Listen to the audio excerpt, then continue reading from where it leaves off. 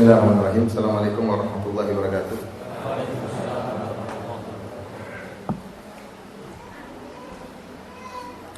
Alhamdulillah nahmaduhu wa nasta'inuhu wa nastaghfiruhu wa natubu ilaihi wa na'udzu billahi min shururi anfusina wa sayyiati a'malina. May yahdihillahu fala mudilla lahu wa may yudlil fala hadiya lahu.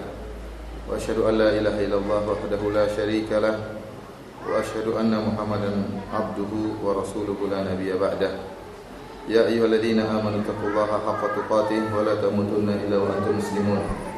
Ya ayyuhan nasu taqu rabbakumul ladzi khalaqakum min nafsin wahidah wa khalaqa minha zawjaha wa batha minhuma rijalan katsiran wa nisaa'a wattaqullaha alladzi tasaaluna bihi wal arham innallaha kana 'alaykum raqiba.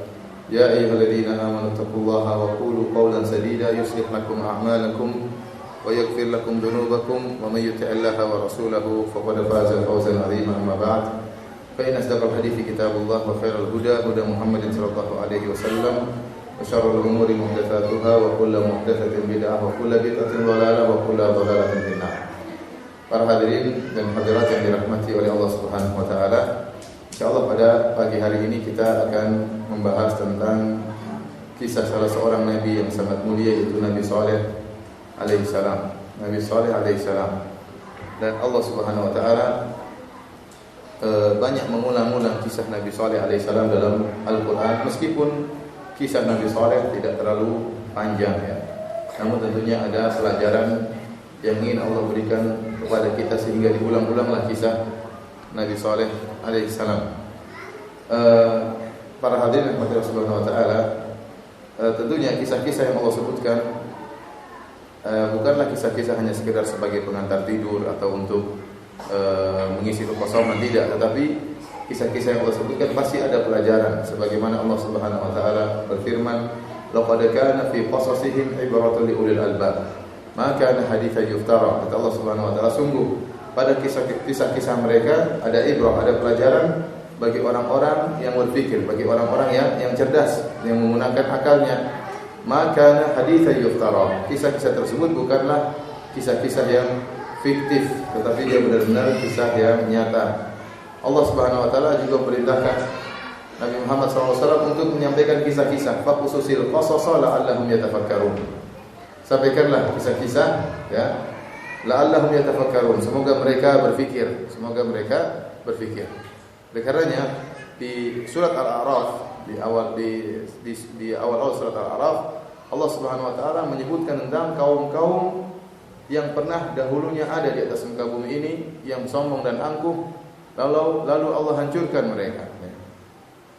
Lalu Allah hancurkan mereka. Allah mulai dengan kisah kaum Nabi Nuh, setelah itu Allah sebutkan kisah kaum Nabi Hud, kemudian setelah itu Allah sebutkan kisah yang Allah hancurkan, kemudian Allah sebutkan kisah Nabi Saleh dan kaumnya yang Allah hancurkan. Dan kemudian setelah itu Allah Subhanahu wa taala sebutkan tentang kisah Nabi Lut yang kemudian juga Allah hancurkan kaum mereka. Setelah itu Allah Subhanahu wa taala menyebutkan kisah Nabi Syuaib ya, yang Allah juga hancurkan kaumnya ya.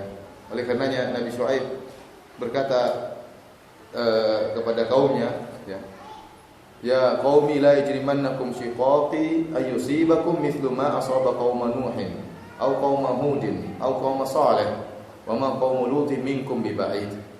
Kata Nabi Syuaib, dan dia termasuk nabi terakhir dari nabi-nabi Arab sebelum Rasulullah sallallahu alaihi wasallam, dia mengatakan, wahai kaumku ya, jangan sampai ya penyelisihan kalian terhadapku menjadikan kalian jahat sehingga kalian tertimpa dengan adab yang pernah menimpa kaum Nabi Nuh, dengan adab yang pernah menimpa kaum Nabi Hud, atau adab yang pernah menimpa kaum Nabi Saleh. Dan baru saja kaum Nabi Lut ya ditimpa dengan azab, maka jangan sampai kalian demikian ya, jangan sampai kalian demikian. Oleh karenanya tatkala Allah menjelaskan tentang hancurnya suatu kaum-kaum yang dahulu mereka pernah jaya dan mereka pernah sombong, ini peringatan bahwasanya azab Allah sangatlah mudah ya. Azab Allah sangat mudah Allah turunkan kepada orang-orang yang membangkang. Kalau Allah tidak turunkan di dunia, Allah akan turunkan di akhirat ya. Kalau Allah tidak turunkan di dunia, Allah turunkan di akhirat. Oleh karenanya seorang berhati-hati tatkala bermaksiat kepada Allah Subhanahu wa taala, sungguhnya ya azab Allah menanti. Qul inni akhafu in asaitu rabbi adzab yaumin adzim. Adzab yaumin azim. Kata Allah, katakanlah, sungguhnya aku takut jika aku bermaksiat kepada Allah Subhanahu wa taala, aku akan ditimpa dengan azab pada hari yang pedih, itu azab pada hari kiamat. Para hadirin Allah Subhanahu wa taala, Fir'aun yang dulu pernah hidup dan sombong sudah tiada. Yang merasa dirinya sebagai ana rabbukumul a'la, Tuhan yang maha tinggi, telah tiada. Fir'aun yang pernah mengatakan, alaysa li mulku Misra wa hadhihi al-anharu tajri min tahti afala tubsirun. Bukankah Mesir adalah kerajaanku? Lihatlah sungai-sungai mengalir di bawah kakiku. Apa kalian tidak melihat? Yang pernah menyiksa Bani Israel dan pernah berkuasa puluhan tahun, sekarang tinggal cerita dan kenangan. Kaum Nabi Hud yang pernah sombong dan angkuh, yang pernah sombong dan angkuh dengan mengatakan, man asyaddu minna quwwah, siapa yang lebih kuat daripada kami? Awalam yaru anna Allah alladhi khalaqahum huwa asyaddu minhum quwwah. Apakah mereka tidak melihat bahwasanya Allah yang menciptakan mereka lebih kuat? Allah binasakan mereka. Demikian juga kaum Nabi Saleh yang pernah sombong dan angkuh, Allah hancurkan mereka. Semua tinggal cerita. Sebagaimana mereka semua tinggal cerita, kita pun demikian. Kita pun nanti tinggal cerita, suatu saat kita akan meninggal dunia. Maka hati-hati jangan sampai kita mengisi kehidupan kita dengan kemaksiatan kepada Allah Subhanahu wa taala. Sebenarnya Allah sering menegur, dan banyak kejadian-kejadian kita lihat orang-orang bermaksiat, Allah berikan kesulitan kepada mereka, Allah berikan kebinasaan kepada mereka. Yang kita lihat di kehidupan kita sekarang ini, Allah binasakan mereka. Tentunya semua ini memberi peringatan kepada kita, jangan sampai kita mengisi kehidupan ini dengan membangkang dan bermaksiat kepada Allah Subhanahu wa taala. Adapun kisah Nabi Saleh, dia termasuk salah satu kisah yang tidak terdapat dalam Taurat dan Injil, sebagaimana penjelasan para ulama. Kalau kita buka Taurat dan Injil, maksudnya Alkitab, kita dapati bahwasanya kisah Nabi Nuh ada, kisah Nabi Musa juga banyak, apalagi kisah-kisah Bani Israil, kisah Nabi Adam, Nabi Nuh ke atas kemudian juga Nabi Adam dan yang lainnya ada. Tetapi Nabi Saleh, Nabi Hud, Nabi Syuaib hampir tidak ada dalam, atau tidak ada, kata para ulama tidak ada di Injil.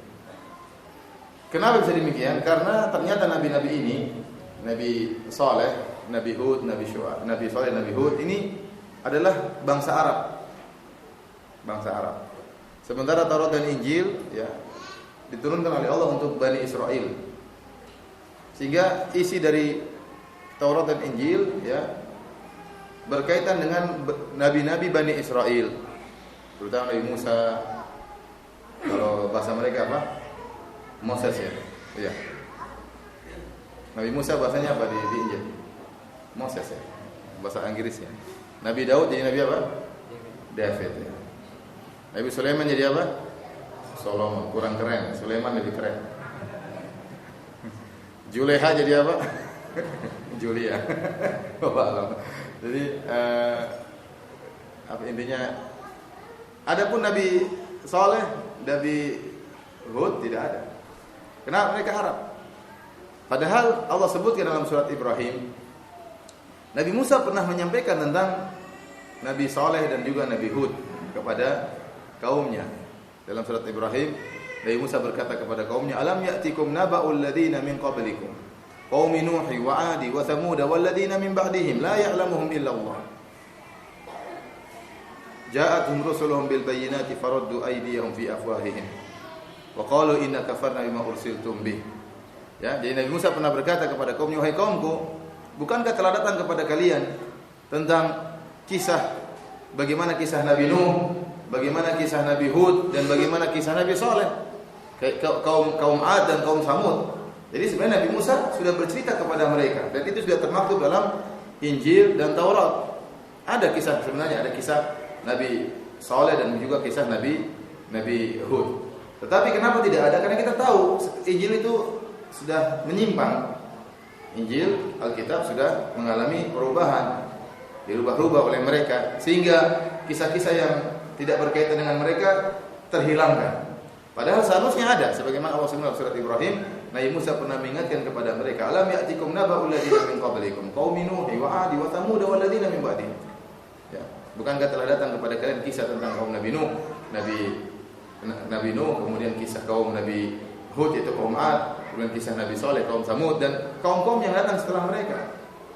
Ja'atuhum rusuluhum bil bayyinat, datang rasul-rasul kepada mereka dengan mukjizat-mukjizat, dengan dalil-dalil, lalu mereka tolak dakwah para nabi tersebut. Jadi intinya orang-orang ahlul kitab melupakan kisah Nabi Saleh dan Nabi Hud karena Alkitab telah menyimpang, dan juga ini dari orang-orang Arab. Nabi Hud, Nabi Saleh dari bangsa Arab. Jadi nabi-nabi kita yang dari bangsa Arab ada 4. Siapa aja? Nabi siapa? Nabi Muhammad SAW, jelas. Baik, tinggal 3. Siapa lagi? Ibrahim bukan? Nabi Saleh. Terus Hud. Tadi saya Nabi Syuaib ya. Tapi enggak dapat hadiah. Jadi 4 ini adalah nabi-nabi dari bangsa Arab, dan ada hadis tentang masa ini. Ya, Rasulullah SAW menyebut nabi-nabi dari bangsa Arab. Rasulullah SAW mengatakan sahibukum dan aku yang keempat. Baik, para hadirin Allah Subhanahu wa taala, nabi kaum Samud dan kaum 'Ad disebut dengan al-Arab al-Ba'idah. Jadi Arab itu ada 3. Ada namanya al-Arab al-Aribah, yaitu Arab asli. Sebelumnya namanya ada al-Arab al-Ba'idah, Arab yang sudah punah. Tidak ada keturunannya lagi. Dulu pernah ada mereka Arab, namun mereka sudah tidak ada keturunannya lagi. Yaitu diantaranya kaum Samud dan kaum 'Ad, kaum Nabi Saleh dan kaum Nabi Hud. Ada namanya al-Arab al-Aribah. Al-Arab al-Aribah itu Arab asli, benar Arab, yaitu yang disebut dengan Arab Yaman, Al-Qahtan. Ya, dari Yaman. Kemudian yang diantaranya mereka berhijrah ke kota Madinah. Kaum Ansar itu dari negeri Yaman. Tatkala terjadi kekeringan di negeri Yaman, mereka pun berhijrah masuk ke Jazirah, ke Hijaz, sampai para mereka tinggal di kota Madinah yang subur, penuh dengan kebun korma. Dan yang ketiga namanya Al-Arab Al-Musta'ribah. Al-Arab Al-Musta'ribah itu Arab, kalau kita bahasakan secara ini, Arab yang tidak asli, tapi dia akhirnya menjadi Arab, dianggap menjadi Arab. Itulah Arabnya Nabi Muhammad SAW. Karena Rasulullah SAW ya berasal dari moyangnya adalah Ismail, dan Ismail bukan orang Arab. Namun tatkala Siti Hajar dan Ismail tinggal di Mekah, lalu akhirnya Ismail lahir dan besar menikah dengan kabilah Jurhum, seorang wanita dari Jurhumiyah. Yang Jurhumiyah ini adalah dari Arab Qahtan, yaitu Arab asli. Maka akhirnya Nabi Ismail juga pandai bahasa Arab, sehingga anak-anaknya dianggap sebagai orang Arab. Di antara anak-anaknya Nabi Ismail adalah Nabi Muhammad SAW, suku Quraisy. Maka mereka dikenal dengan Al-Arab Al-Musta'ribah. Nah, Nabi Saleh dan Nabi Hud, kaum Samud dan kaum 'Ad termasuk Al-Arab Al-Ba'idah, Arab yang sudah punah. Tapi para hadirin yang Allah Subhanahu wa taala, yang kita ceritakan pada kesempatan pertemuan kali ini adalah tentang Nabi siapa? Nabi Saleh alaihi salam. Dan saya membacakan dari tafsir Ibnu Katsir rahimahullahu taala. Dari tafsir Ibnu Katsir surat Al-A'raf ayat 73 sampai 78. Kisah yang pendek, tidak panjang ya, namun insyaallah kita berusaha ya mengambil faedah dari ayat-ayat ini. Saya bacakan ayatnya terlebih dahulu. Kata Allah Subhanahu wa taala, "Wa ila Samud akhahum Salihan." Dan kepada kaum Samud kami utus saudara mereka itu Salihan. Ya, saudara mereka maksudnya saudara senasab, bukan saudara seagama. Ya, saudara senasab. Seperti kita orang Indonesia sebelumnya bersaudara, ya. Sama-sama dari Melayu misalnya ya. Meskipun dari agama yang lain, tapi bukan saudara seagama. Wa ila Samud akhahum Salihan. Dan kepada kaum Samud kami utus saudara mereka Saleh. Qala ya qaumi ibudullaha ma lakum min ilahin ghairuh. Maka Nabi Saleh berkata, wahai kaumku, sembahlah Allah saja, tidak ada sembahan yang berhak kalian sembah kecuali Allah. Qad ja'atkum bayyinatun min rabbikum. Ya. Hadhihi naqatullahi lakum ayah fadharuha ta'kul fi ardillahi wa la tamassuha bisu'in fayakhudhukum 'adzabun alim. Sungguh telah datang bukti dari Rabb kalian, bayyinah punya bukti. Itu mukjizat. Apa itu? Hadhihi naqatullah. Inilah ontanya Allah Subhanahu wa taala. Jadi disebut dengan onta Allah, berarti onta ini spesial. Ya, semua ini juga milik Allah, ya. Bumi ini juga milik Allah. gunung-gunung milik Allah, seluruh hewan milik Allah, seluruh onta milik Allah. Tetapi tatkala disebutkan naqatullah, dikhususkan, disebut ini ontanya Allah, berarti onta ini memiliki apa? Keistimewaan. Maka dia diidhafakan dengan idhafatut tasyrif, disebut dengan ontanya Allah. Lakum ayah, sebagai tanda bagi kalian. Fadharuha ta'kul fi ardillah. Biarkanlah unta tersebut makan di bumi Allah. Wala tamassuha bisu'in, dan jangan sekali-sekali kalian menyentuh, mengganggu unta tersebut. Fayakhudhukum adabun alim, maka kalian akan ditimpa dengan adab yang pedih. Wadhkuru idh ja'alakum khulafa'a min ba'di 'adin, dan ingatlah tatkala Allah menjadikan kalian sebagai khulafa, sebagai penguasa setelah kaum 'Ad. Jadi Nabi Saleh menyebut tentang kaum 'Ad karena kaum 'Ad juga nenek moyang mereka. Kaum 'Ad orang Arab, sebagaimana mereka juga orang Arab, ya. Maka diingatkan tentang Nabi Arab yang pernah sebelum mereka, Nabi Hud dengan kaumnya. Kata Nabi Saleh, "Wadhkur idh ja'alakum khulafa'a min ba'di 'adin." Dan ingatlah tatkala kalian dijadikan berkuasa setelah kaum 'Ad. Wa bawwa'akum fil ardi, dan Allah menyiapkan bumi untuk kalian tinggali. Tattakhiduna min suhuliha qusura, dan kalian membangun istana-istana di tanah yang landai. Wa tattakhiduna al-jibala buyuta, dan kalian memahat gunung-gunung menjadi rumah-rumah tinggal kalian. Fadhkuru ala Allah wa la ta'thaw fil ardi mufsidin. Maka ingatlah tentang karunia Allah kepada kalian, dan janganlah kalian melakukan kerusakan di atas muka bumi. Qala al-mala'u alladhina istakbaru min qaumihi lil ladzina istud'ifu liman amana minhum. Maka berkatalah orang-orang yang sombong dari kaum Samud. Berkatalah mereka orang yang sombong kepada orang-orang yang lemah, orang-orang yang miskin, yang beriman kepada Nabi Saleh. Ata'lamuna anna Salihan mursalun min rabbih. Mereka mengatakan, wahai orang-orang miskin, wahai orang-orang lemah, tidakkah kalian tahu Saleh itu utusan Rabb-Nya? Qalu inna bima ursila bihi mu'minun. Kata mereka, kami beriman dengan apa yang dibawa oleh Saleh. Qala alladziina istakbaru, berkatalah orang-orang yang sombong, inna billadzi amantum bihi kafirun. Adapun kami kafir dengan apa yang kalian imani. Fa aqarna qata, maka mereka pun menyembelih ontanya Nabi Saleh. Wa atau an amri rabbihim, dan mereka sombong untuk menjalankan perintah Allah Subhanahu wa taala. Wa qalu ya Salih utina bima ta'iduna in kunta minal mursalin. Mereka bahkan mengatakan, wahai Saleh, datangkanlah janji engkau kepada kami kalau kau benar-benar diutus oleh Allah Subhanahu wa taala. Fa akhadathum ar-rajfatu fa asbahu fi darihim jathimin. Maka Allah Subhanahu wa taala mengirimkan gempa yang begitu dahsyat, mereka dihantam oleh gempa tersebut. Fa asbahu fi darihim jathimin, maka di pagi hari mereka pun jathimin, yaitu mereka menjadi mayat, bergeletakan mayat, mati ya karena keangkuhan mereka tersebut. Inilah cerita Nabi Saleh dari awal sampai terakhir. Selesai. Mau dilanjutkan? Baik. Tadi firman Allah Subhanahu wa taala, sekarang kita bacakan tafsir dari Ibnu Katsir rahimahullah. Antum yang bisa baca kitab Gundul ya, bisa buka tafsir Ibnu Katsir, karena apa yang saya sampaikan sekarang ini utamanya dari Ibnu Katsir, sekalian meskipun saya tambah-tambah juga dari tafsir yang lain ya. Tetapi utamanya adalah tafsir Ibnu Katsir rahimahullah. Al-Imam Ibnu Katsir rahimahullah berkata, qala ulama tafsir wan nasab. Berkata para ulama ahli tafsir dan ulama ahli nasab. Siapa Samud? Samud adalah Samud Bnu Athir bin Iram bin Sam bin Nuh.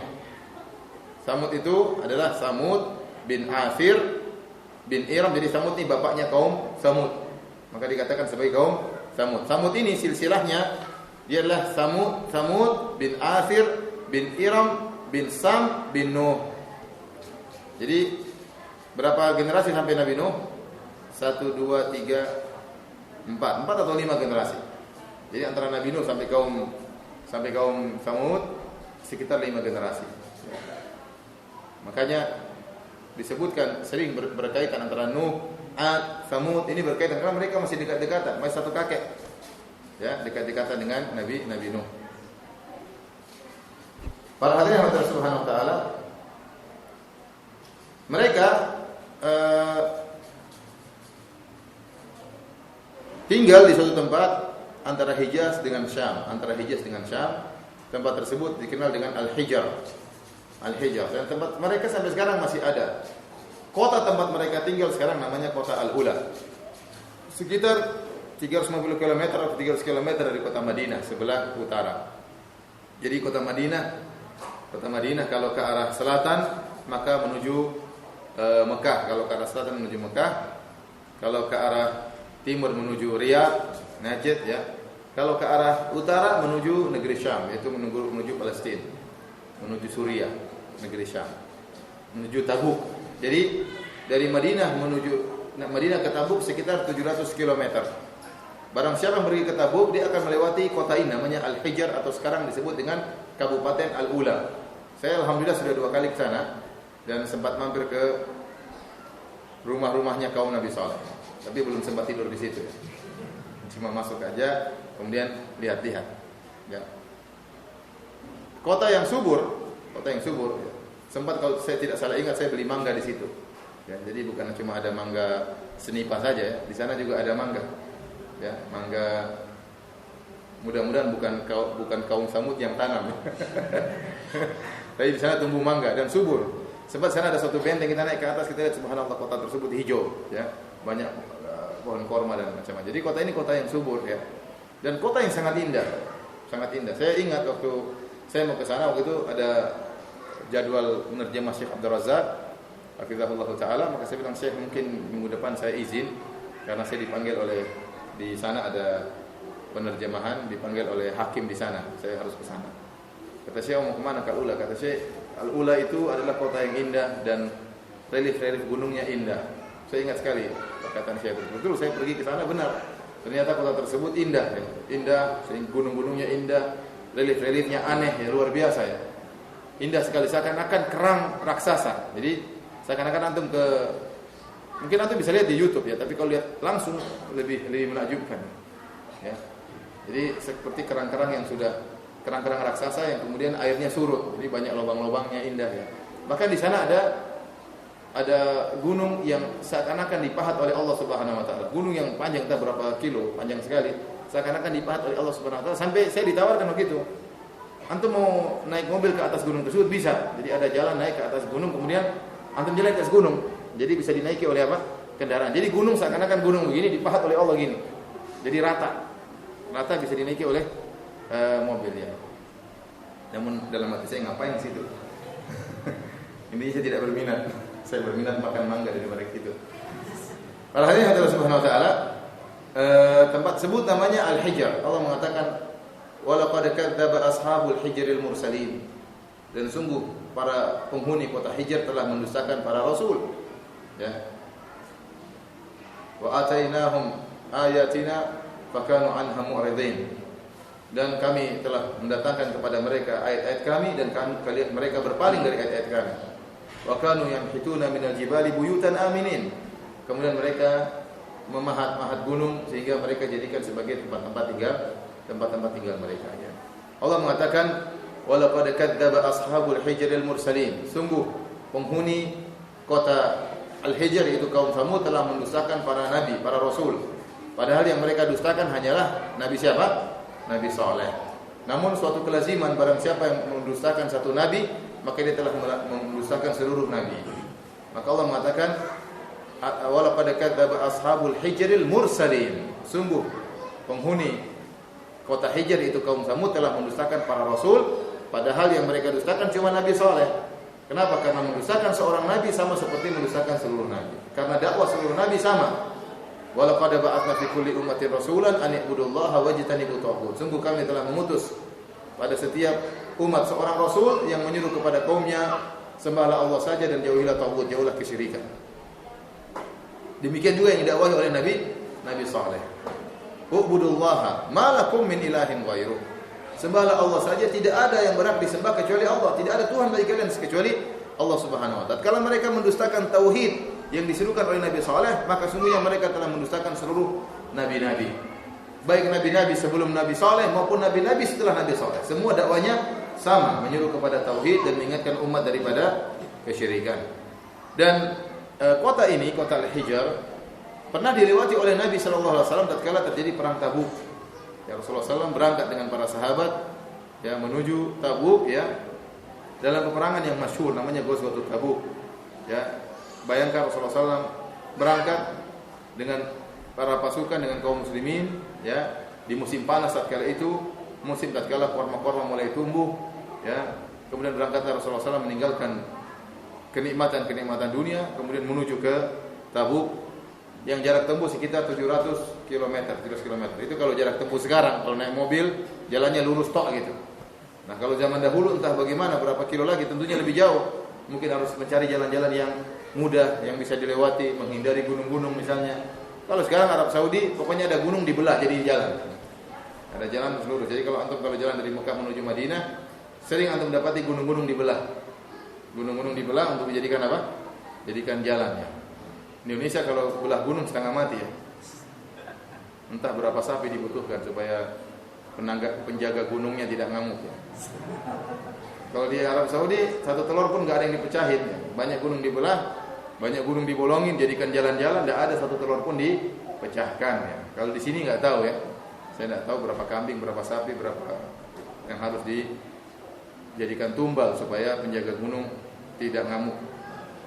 Tapi perhatian Allah Subhanahu wa taala. Jadi itu jarak tempuh 700 km itu jarak tempuh sekarang.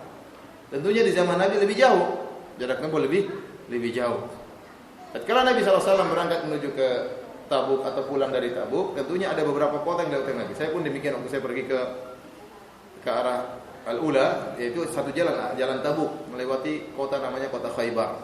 Khaybar juga terletak di sebelah utara kota Madinah. Situlah dulu tempat orang-orang Yahudi pernah tinggal di situ. Saya sempat bertanya sama orang Arab Saudi, apakah masih ada keturunan Yahudi di situ? Kata mereka masih ada tapi sudah masuk Islam.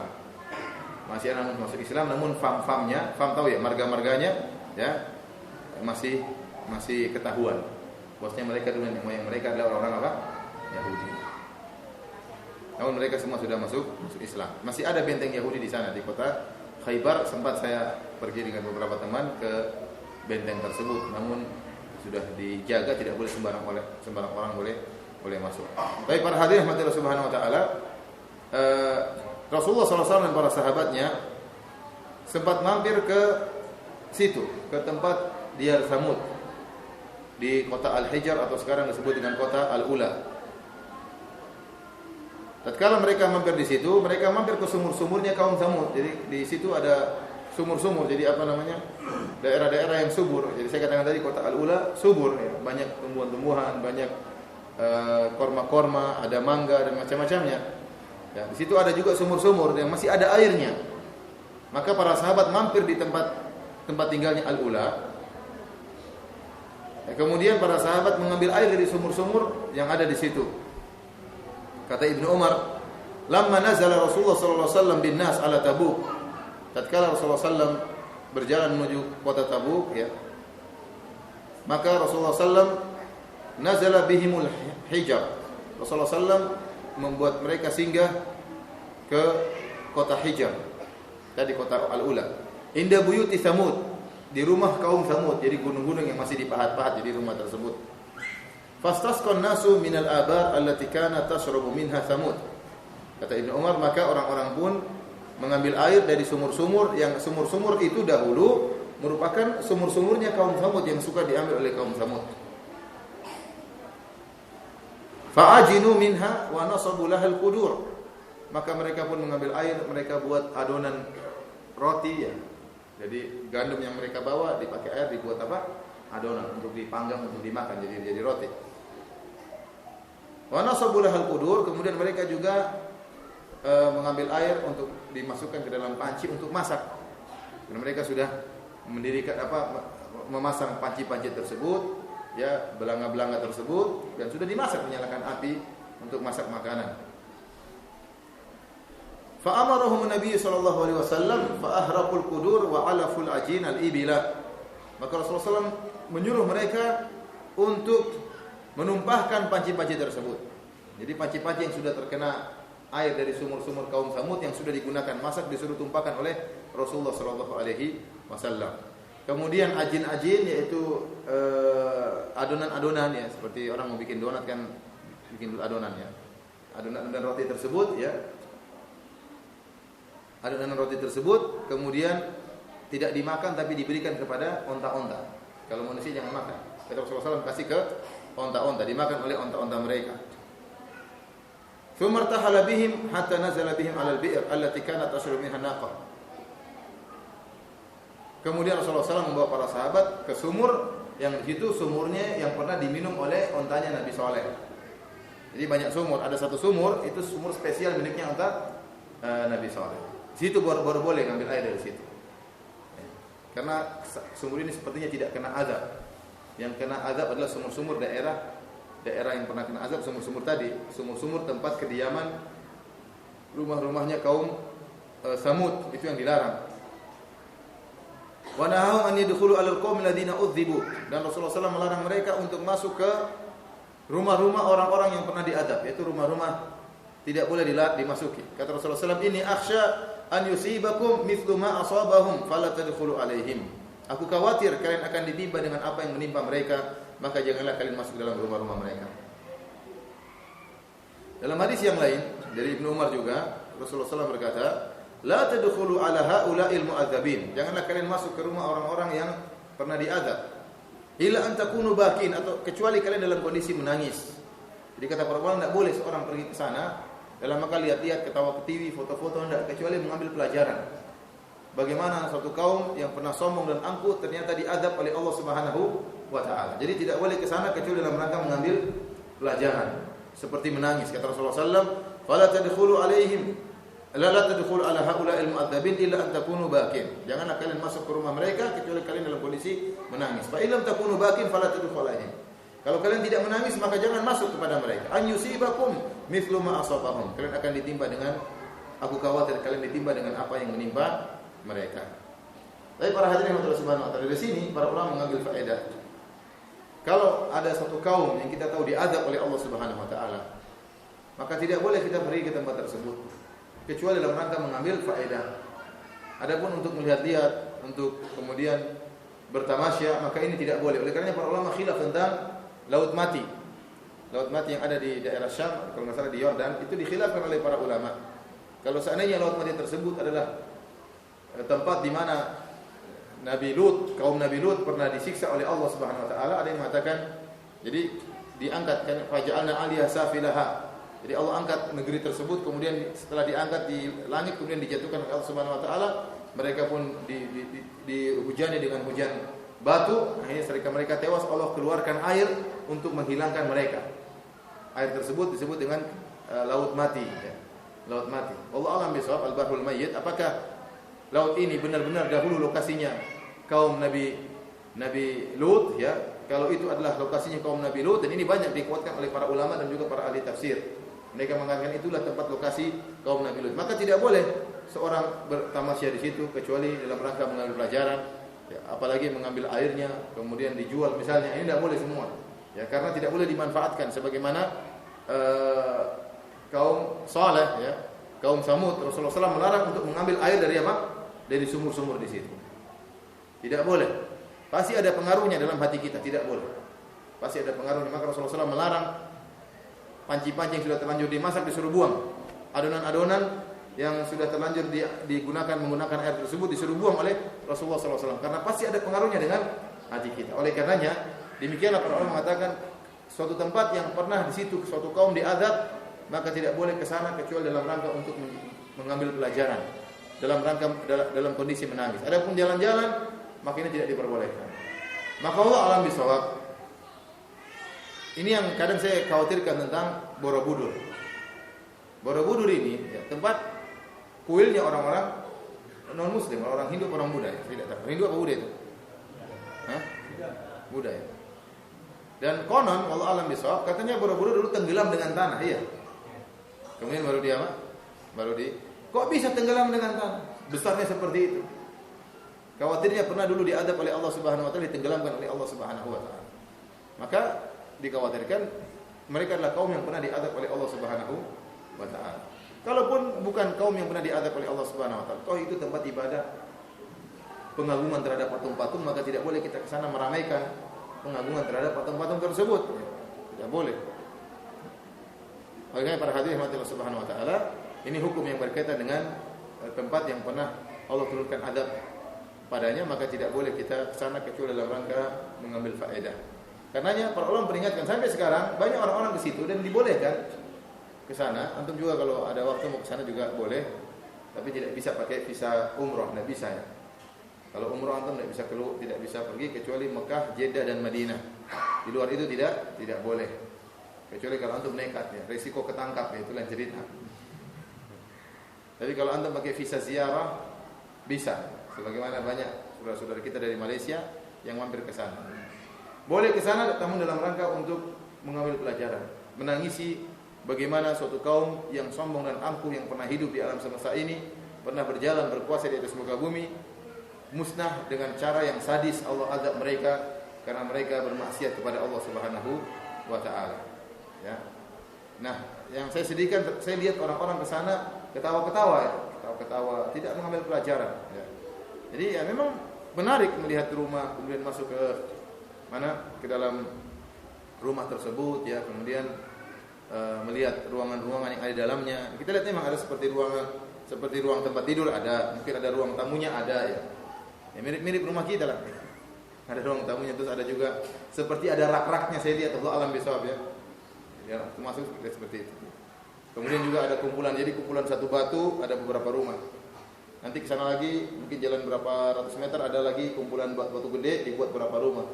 Mungkin ini RT 1, RT 2, RT 3 mungkin ya. Jadi demikianlah kampung mereka. Sekarang kampung mereka sudah tidak boleh ditempati, jadi dipagari oleh pemerintah Arab Saudi. Pagar, tidak boleh tinggal di situ karena ini tempat yang pernah Allah turunkan apa? Azab. Jadi dipagari, tidak boleh diisolasi, tidak boleh ditempati. Boleh datang tadi dalam rangka mengunjungi, setelah itu keluar. Adapun yang lainnya tinggal di jauh dari mereka. Puluhan kilo mungkin pemukiman yang sekarang jauh dari mereka. Dan itulah pemukiman yang subur. Adapun di situ kering tempatnya, kering ya. Kering ya, mungkin tidak ada yang boleh tanam di situ, jadi kering, kemudian dipagari oleh pemerintah Arab Saudi.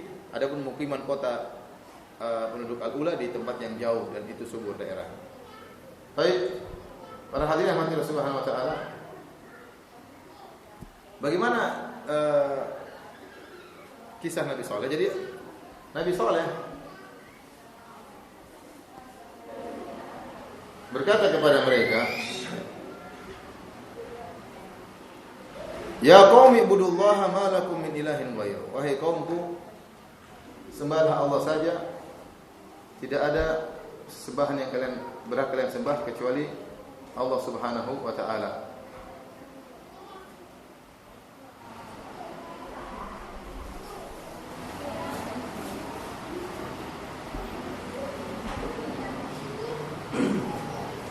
Dan ini dalil bahwasanya Nabi Saleh juga menyuruh mereka kepada tauhid. Sampai sekarang waktu saya ke sana, saya lihat ada sebagian rumah, artinya rumah dari gunung itu, ya, yang di situ ada seperti patung wajah manusia. Allah alam apakah itu patung yang mereka sembah, namun sampai sekarang masih ada. Ada satu rumah, beberapa rumah atau satu rumah yang situ ada patung wajah manusia di depan pintu. Sampai sekarang masih ada. Dan kaum Samud ini tubuh mereka sepertinya biasa saja, tidak terlalu tinggi. Karena pintu masuknya tidak terlalu tinggi, biasa aja pintu masuk rumah mereka tidak terlalu tinggi. Karena ada yang mengatakan, Ustaz, dulu mereka tinggi-tinggi. Enggak, untuk kaum Samud saya rasa kalau tinggi pun tidak tinggi sekali, dia biasa-biasa saja. Karena pintu masuknya pun tidak terlalu tinggi. Dan kemudian ukuran tempat tidurnya pun tidak terlalu panjang. Dia tinggi namun tidak terlalu tinggi. Kemudian kata Allah Subhanahu wa taala,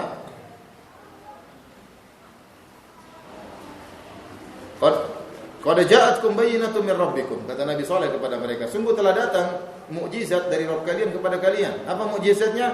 Hadhihi naqatullahi lakum ayah. Inilah unta Allah sebagai tanda bagi kalian.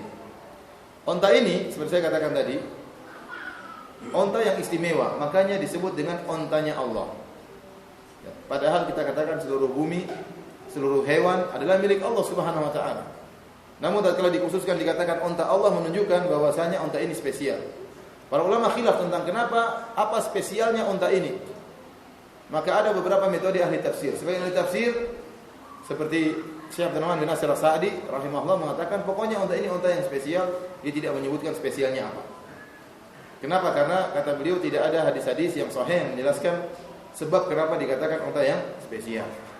Namun banyak ahli tafsir menyebutkan, para ahli tafsir yang berusaha menyebutkan apa spesialnya unta ini, mereka menyebutkan beberapa pendapat.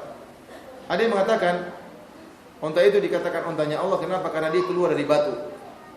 Dia keluar dari batu. Jadi ceritanya Nabi Saleh tatkala mendakwahi mereka, kaumnya, kaumnya ya capek didakwai oleh Nabi Saleh. Nabi Saleh dakwah lama sampai akhirnya mulailah disebut oleh tafsir, mulailah beliau beruban, mulailah jenggotnya beruban, mulailah rambut beliau beruban, dan terus mendakwahi mereka, dan mereka akhirnya jengkel dan mereka mengatakan, wahai Saleh, kalau kau memang seorang nabi, kebetulan ada batu besar di situ, keluarkan onta dari batu ini kalau memang kau seorang nabi. Jadi mereka ini sebenarnya minta mukjizat bukan untuk beriman, namun supaya Nabi Saleh berhenti dari dakwahnya. Jengkel mereka, jengkel. Ini dakwah terus nggak ada berhentinya. Ya udah, kalau kau keluarin onta dari situ, kalau keluar onta kita beriman deh gitu. Jadi mereka minta ini bukan dalam rangka untuk beriman, tidak, tapi dalam rangka ngeyel, ya. Dalam rangka ngeyel. Maka Nabi Saleh pun mengatakan, iya, Nabi Saleh pun salat, disebut salat 2 rakaat. Kemudian berdoa kepada Allah agar mengeluarkan onta dari batu tersebut. Yang menakjubkan mereka ini disebut oleh tafsir seperti Ibnu Katsir, mereka minta onta yang spesial, tidak sembarang onta. Kata mereka, onta yang keluar harus besar, harus warna kulitnya ini, dan keluar dalam kondisi sudah bunting, sudah dalam kondisi hamil. Wah, ini repot ini, onta tiba-tiba muncul langsung apa? Langsung hamil, ontanya siapa? Namun Nabi Saleh berdoa kepada Allah, minta kepada Allah sesuai dengan apa yang mereka inginkan. Maka salatlah Nabi Saleh, kemudian berdoa kepada Allah. Tiba-tiba batu tersebut pecah, keluarlah onta yang mereka kehendaki. Ontanya gede, dalam kondisi apa? Hamil. Dikatakan hamil sudah 9 bulan atau berapa bulan. Ngomong-ngomong, onta hamil berapa bulan? Ada yang tahu? Hah? Pak Agus, onta hamil berapa bulan? Kalau kambing berapa bulan kambing? Kambing berapa bulan? Siapa yang sini peternak kambing? Kambing berapa bulan kambing? Enggak tahu? Hah? 4 bulan ya? Mungkin ya. Kucing? Katanya kelinci juga cepat. Kelinci hamilnya enggak lama. Kuda, Anda dengar belasan bulan. Onta ini wallahu alam, saya lupa apakah kalau enggak salah 10 sampai 11 bulan. Jadi onta yang keluar dari gunung batu tersebut, onta yang dalam kondisi bunting, dalam kondisi hamil dan menjelang melahirkan sesuai dengan permintaan kaumnya Nabi Saleh. Tatkala keinginan mereka, tantangan mereka terkabulkan oleh Allah Subhanahu wa taala, keluarlah onta tersebut, ya. Maka mereka tidak beriman. Ada yang beriman, sebagian beriman. Wah, ini benar, mereka beriman. Yang sebagian besar tidak beriman.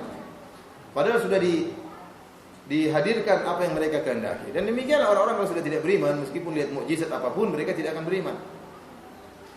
Kata Allah, "Lau fatahna 'alaihim baban minas sama'i, fadhallu fihi ya'rujun, laqalu innama sukkirat absaruna, bal nahnu qaumun maskurun." Kata Allah Subhanahu wa taala, seandainya kami bukakan pintu-pintu langit, lalu mereka naik di atas langit tersebut, maka mereka akan berkata, sesungguhnya kami sedang disihir, kami sedang dibuat mabuk. Kami hanyalah kaum tersihir. Jadi meskipun mukjizat dikeluarkan Allah, mereka tidak akan beriman. Sama seperti Nabi Musa alaihissalam waktu ditantang berduel sama orang-orang para penyihir Firaun, tatkala Nabi Musa yang menang, akhirnya apa kata Firaun? Inna hadza lakabirukum alladhi 'allamakumus sihr. Si Musa ini adalah guru kalian sebenarnya, kalian kerja sama. Ya. Selesai. Yang lain, oh iya benar ini gurunya, makanya kerjasama, makanya kalah mereka sama Nabi Musa. Jadi bagaimanapun mukjizat yang diturunkan, kalau tidak beriman tidak akan beriman. Sama sekarang sudah keluar onta, kata mereka kami tersihir. Saleh ini penyihir. Saleh ini apa? Penyihir. Jadi dan subhanallah hidayah ya. Saya katakan hidayah di tangan Allah Subhanahu wa taala. Antum kalau lihat kisah orang-orang munafik, apa sih kurangnya? Sebab-sebab mereka dapatkan hidayah. Mereka sholat bersama Nabi. Mereka mendengar ceramah-ceramah Nabi. Mereka melihat akhlak Rasulullah sallallahu alaihi wasallam. Mereka melihat mukjizat-mukjizat Nabi sallallahu alaihi wasallam. Mereka lihat Islam terus menang sedikit demi sedikit sampai akhirnya berjaya. Toh tetap tidak beriman. Apa kurangnya lagi? Hidayah di tangan Allah Subhanahu wa taala. Kalau Allah tidak menghendaki hidayah, meskipun sebab hidayah semua sudah datang, orang tidak akan beriman. Oleh karena kita bersyukur kepada Allah, Allah berikan hidayah kepada kita. Para hadirin hadirat subhanahu wa ta'ala, akhirnya sebagian mereka beriman dan kebanyakan mereka tidak beriman kepada Allah Subhanahu wa ta'ala. Jadi para ulama mengatakan, dikatakan onta tersebut ontanya Allah, di antara sebabnya karena onta tersebut keluar dari batu, dan ini keanehan. Ada onta bukan lahir dari onta tapi keluar dari batu dalam kondisi seperti tadi, hamil, kemudian anaknya pun kelihatan goyang-goyang ya, perutnya goyang-goyang. Laha syirbun walakum syirbu yaumi ma'lum. Kemudian onta tersebut ada aturannya. Ini onta, kata Nabi Shalih alaihissalam, dia punya waktu untuk minum satu sumur, kalian pada hari-hari yang lain. Jadi disebutkan ganti-gantian satu hari. Di kaum Samud ada banyak sumur, namun ada satu sumur spesial, sumur yang mungkin airnya apa? Airnya banyak. Disebutkan onta itu kalau sudah datang ke sumur, dia sekali minum sumur sampai airnya habis, tidak setetes pun disisakan.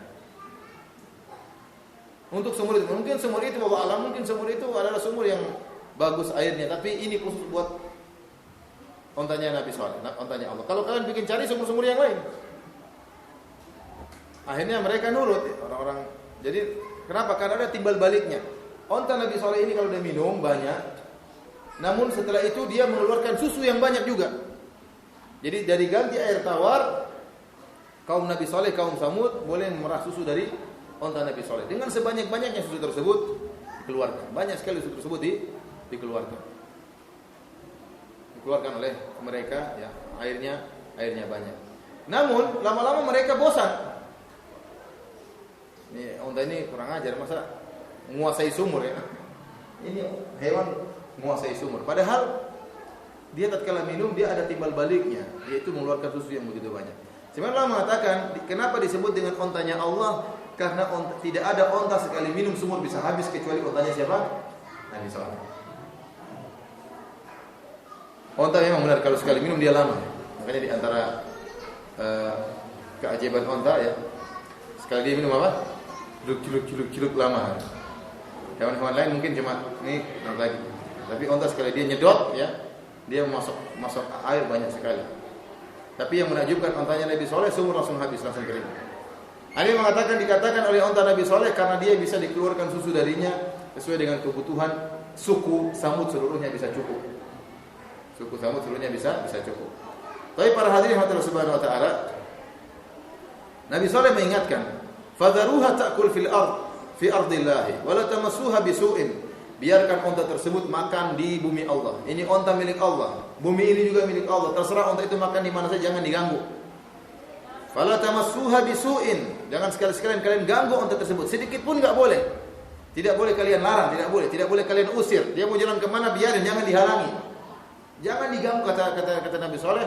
Fala tamassuha bisu'in. Sekali-sekali jangan kalian ganggu. Su' di sini ya nakirah yang memberikan faedah keumuman, artinya jangan diganggu sama sekali, sedikit pun enggak boleh diganggu. Ini onta spesial. Dan dia sudah memberikan kepada kalian susu yang banyak. Jangan diganggu. Jangan dihalangi, jangan diusir, apalagi dipukul. Tidak boleh. Apalagi disembelih. Nabi Shalih sudah ingatkan, "Fayakhudzakum adzabun alim." Maka kalian akan ditimpa dengan adab yang pedih.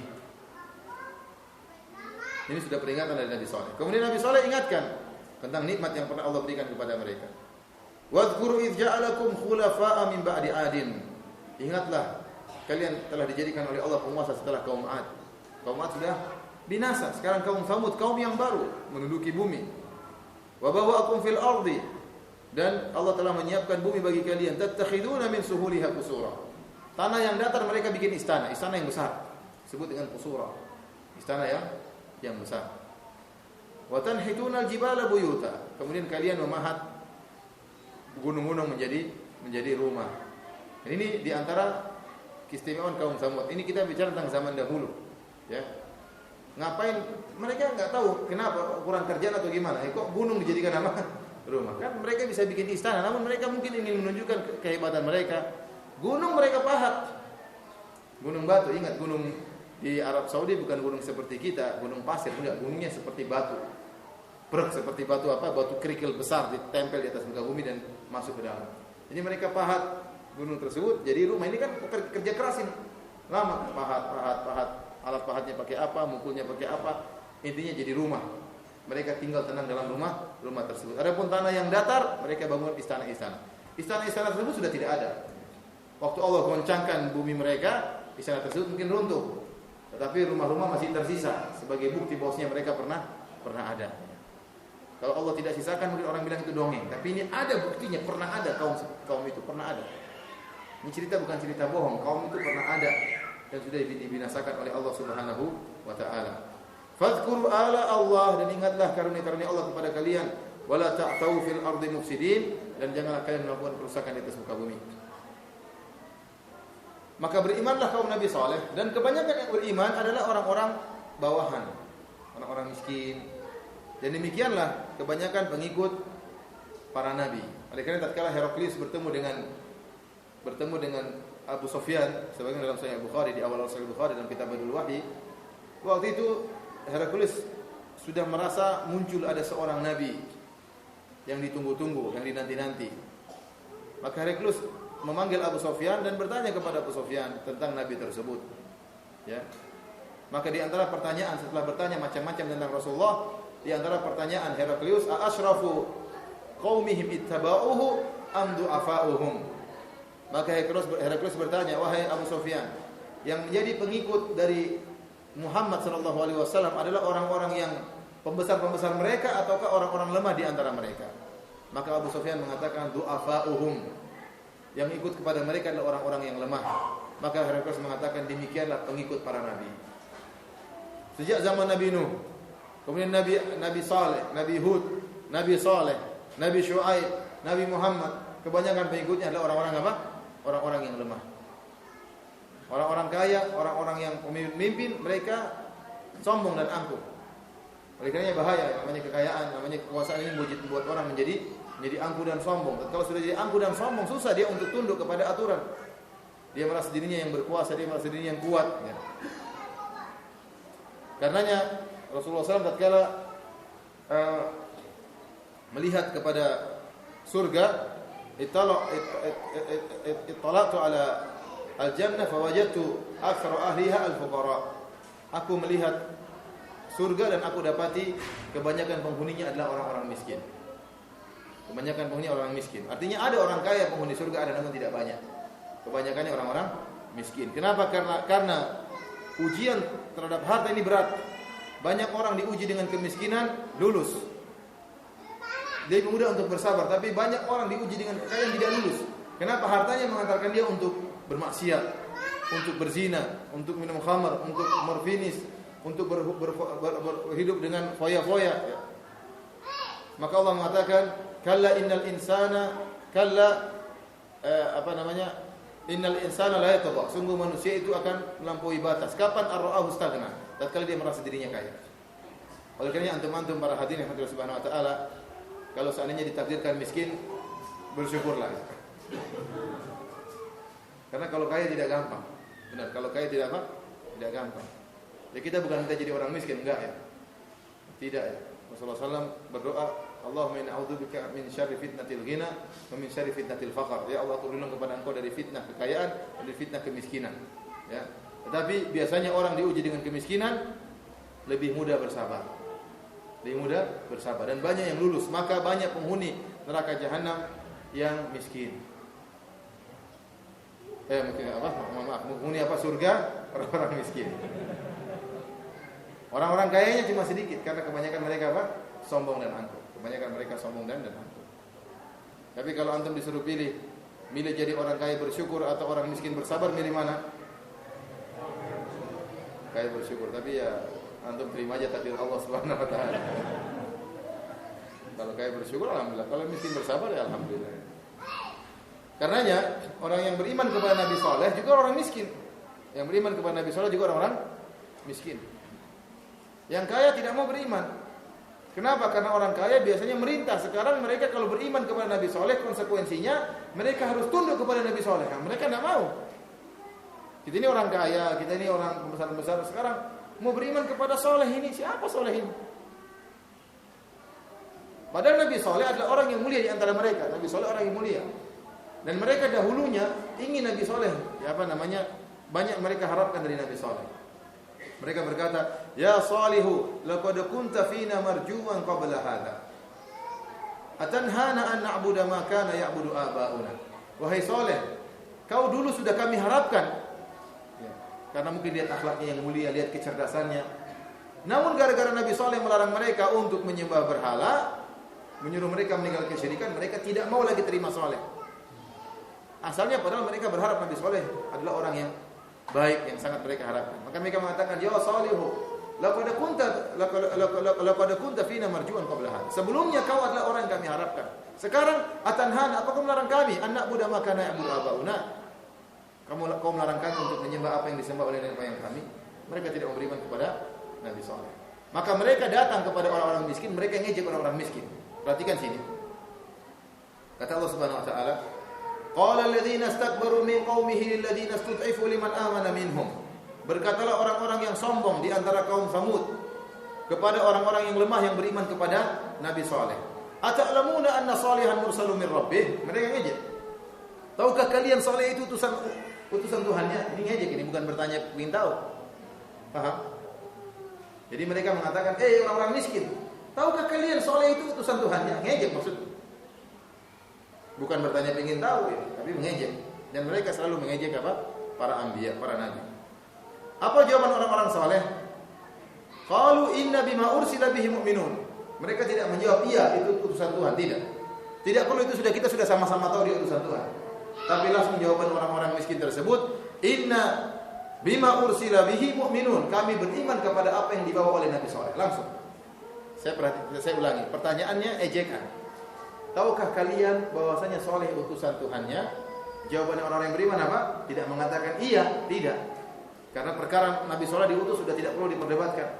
Sudah ada buktinya. Tapi langsung mereka mengatakan, inna bima ursila bihi mu'minun. Kami beriman dengan apa yang dibawa oleh Nabi Saleh. Tatkala mendengar, jadi orang miskin bikin jengkel mereka. Jawaban mereka tidak dijawab, langsung dijawab dengan perkara yang lebih penting yang merupakan kelaziman. Jadi tidak perlu menjawab ini, tapi menjawab kelazimannya. Karena dia seorang nabi, maka kami beriman dengan apa yang dibawa oleh nabi tersebut. Ini buat jengkel orang-orang yang sombong. Orang sombong langsung mengatakan, qala alladziina istakbaru inna billadzi amantum bihi kafirun. Kami kafir dengan apa yang kalian imani. Kami kafir dengan apa yang kalian imani. Fa aqarun naqata. Akhirnya mereka pun jengkel, mereka pun sembelih onta. Di sini para hadirin Allah mengatakan fa'aqarun naqata, mereka pun menyembelih onta Nabi Saleh. Ontanya Allah Subhanahu wa taala. Padahal yang sebenarnya yang menyembelih cuma satu orang. Dalam ayat yang lain kata Allah, "Idzim ba'atha ashqaha." Tatkala berdirilah orang yang paling celaka di antara mereka kemudian menyembelih ontanya Nabi Saleh. Jadi satu orang sebenarnya yang menyembelih. Dalam ayat yang lain kata Allah Subhanahu wa taala, "Fanadaw sahibahum fata'ata fa'aqar." Mereka pun menyuruh teman mereka, "Wahai fulan, bunuh." Maka satu orang saja yang bunuh, yang menyembelih onta Nabi Saleh. Namun Allah mengatakan fa'aqaru, mereka seluruhnya. Kenapa? Karena orang ini tatkala nyembelih, namanya disebut oleh para ulama, oleh Ibnu Katsir, Salih bin Kidar. Salih bin Kidar ini tatkala, atau Kidar bin Salih ya. Terserah namanya siapa ya. Tahu anak Kidar bin Salih. Mohon maaf. Kidar bin Salih ini tatkala bunuh onta, sebelum dia bunuh onta dia minta persetujuan dari kaumnya seluruhnya. Dia datang satu-satu ke kepala-kepala RT, ini saya mau bunuh onta. Setuju atau tidak? Setuju. Datang ke sana, semua setuju. Dia datang ke, bahkan disebutkan, dia datang ke gadis-gadis yang sedang dipingit. Ditanya, saya akan bunuh ontanya Nabi Saleh. Setuju? Setuju, semua orang setuju. Maka meskipun yang bunuh satu orang, namun Allah menyadarkan perbuatan tersebut kepada seluruh mereka. Karena mereka semua apa? Setuju. Dan orang yang setuju sama seperti orang yang melakukan. Orang yang setuju sama dengan orang yang melakukan. Ya. Makanya orang yang tidak syirik tapi ridho dengan kesyirikan, dia musyrik juga. Ya, orang yang tidak syirik tapi dia ridho dan membenarkan kesyirikan, dia juga musyrik. Dia juga musyrik. Tapi para hadirin yang Allah Subhanahu wa taala, Ibnu Katsir menyebutkan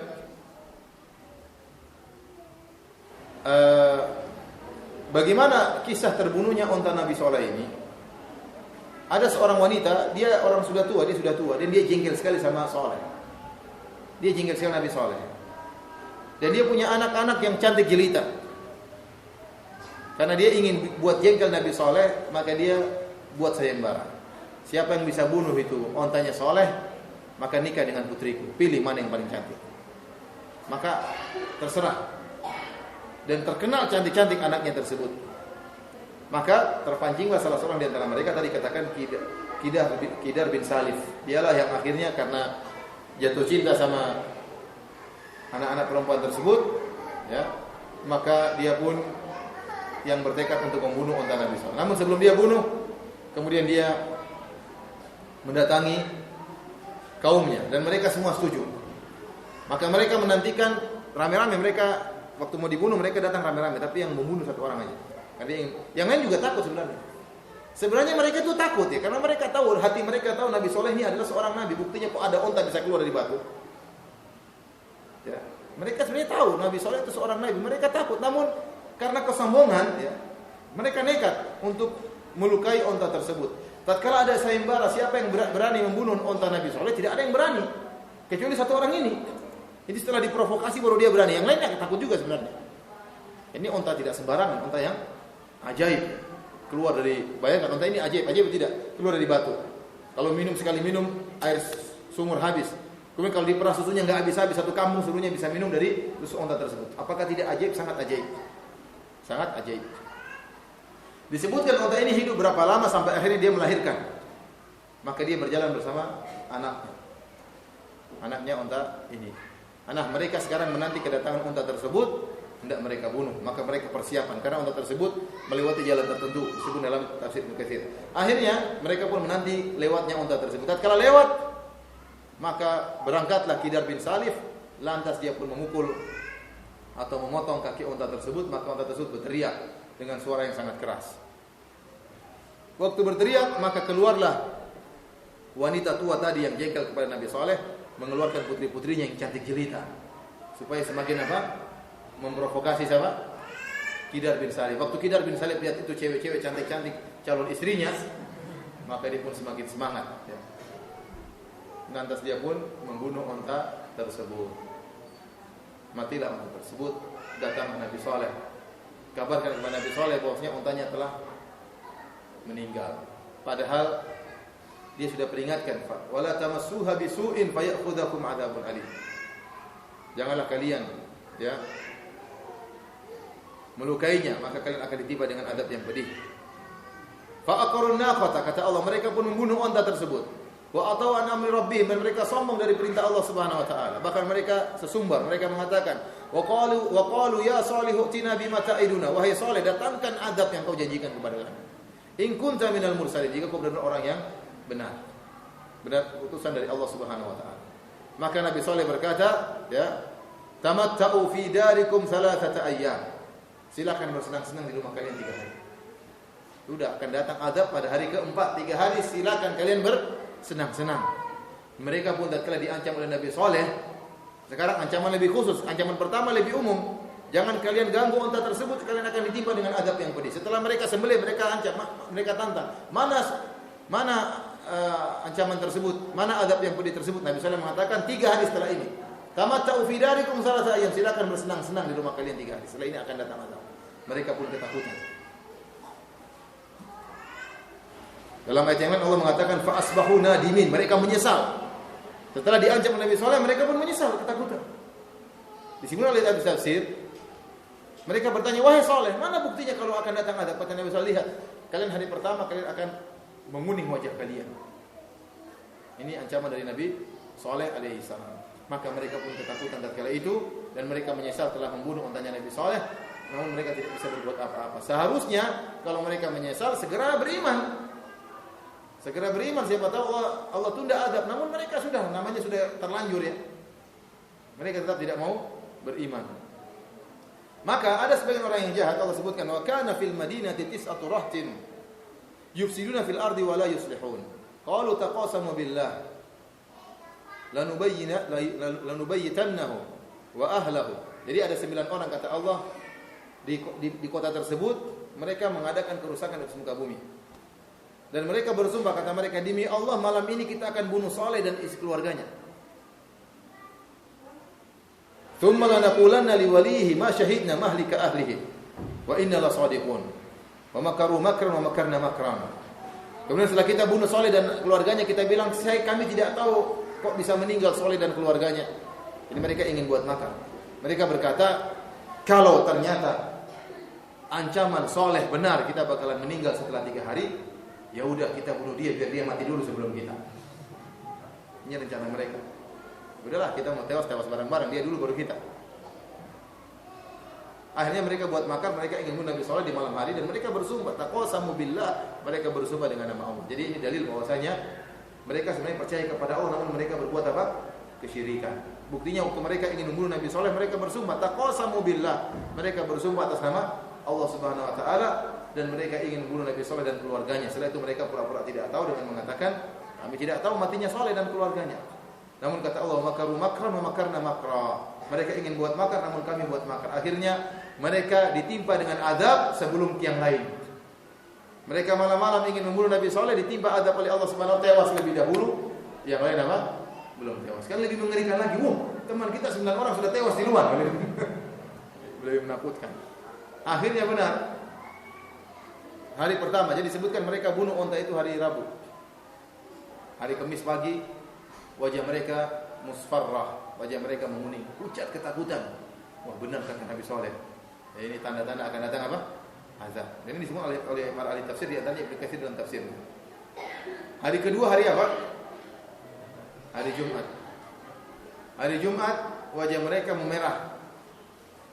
Wajah mereka merah. Oh benar. Mereka sudah pasrah, ini benar. Kemudian hari ketiga hari apa? Hari Sabtu wajah mereka menghitam. Sudah, 3 hari sudah lewat. Tinggal hari apa? Terakhir. Hari Ahad di pagi-pagi mereka sudah siapkan kain kafan mereka. Allah alam, dalam buku tafsir disebutkan, Allah alam tentang kesahihannya, mungkin Israiliyat, tapi demikian disebut oleh para ahli tafsir. Jadi ada yang mengatakan tidak demikian, zahir ayat mereka bersenang-senang dan mereka tidak beriman kepada Nabi Saleh, mereka cuek aja.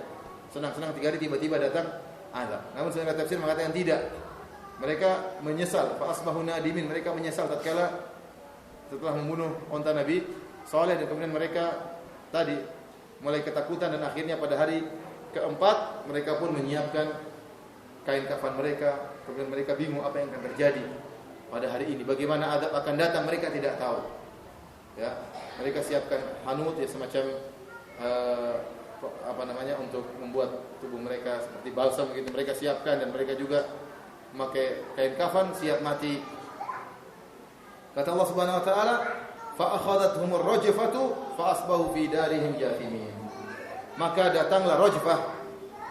Rajfah itu adalah gempa yang sangat dahsyat. Dalam ayat yang lain sayhah. Sayhah suara yang sangat keras, kata para ulama menggabungkannya itu mereka diazab dari 2 arah. Sayhah suara yang sangat keras, saking kerasnya suara tersebut sehingga bumi pun bergoncang. Saking kerasnya suara tersebut bumi bergoncang, kata Allah, fa asbahu fi darihim jathimin.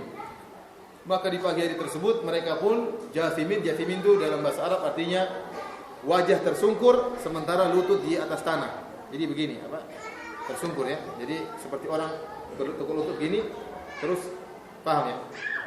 Ini lutut antum lipat begini ya. Terus kepalanya begini.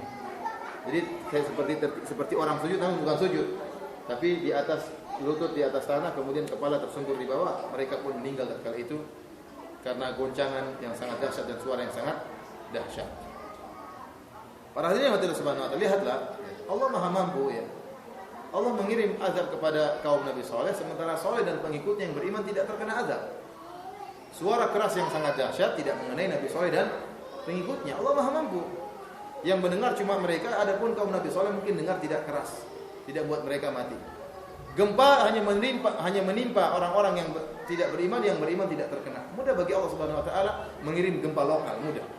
Mudah bagi Allah mengirim halilintar lokal, mudah bagi Allah Subhanahu wa taala. Oleh karena perkara yang menakjubkan yang kita dapat waktu terjadi gempa di Yogyakarta, sebenarnya ada rumah ya yang kanan kirinya hancur, dianya enggak. Jadi seakan-akan gempanya jalan lewat, jadi lewat. Yang ini tengah-tengah kanan kiri hancur. Dan sebagaimana kita dengar bagaimana ada yang longsor, tahu-tahu masjid juga selamat. Ada gempa luar biasa, masjid selamat. Itu mungkin. Allah mampu untuk menyelamatkan lokal tertentu dan Allah hancurkan yang lain. Seperti Nabi Saleh kaumnya dihancurkan, suara yang sangat dahsyat. Ya, gempa yang sangat besar, Nabi Saleh dan pengikutnya tidak jadi masalah. Tidak terkena azab tersebut. Setelah itu kata Allah Subhanahu wa taala, fatawalla anhum.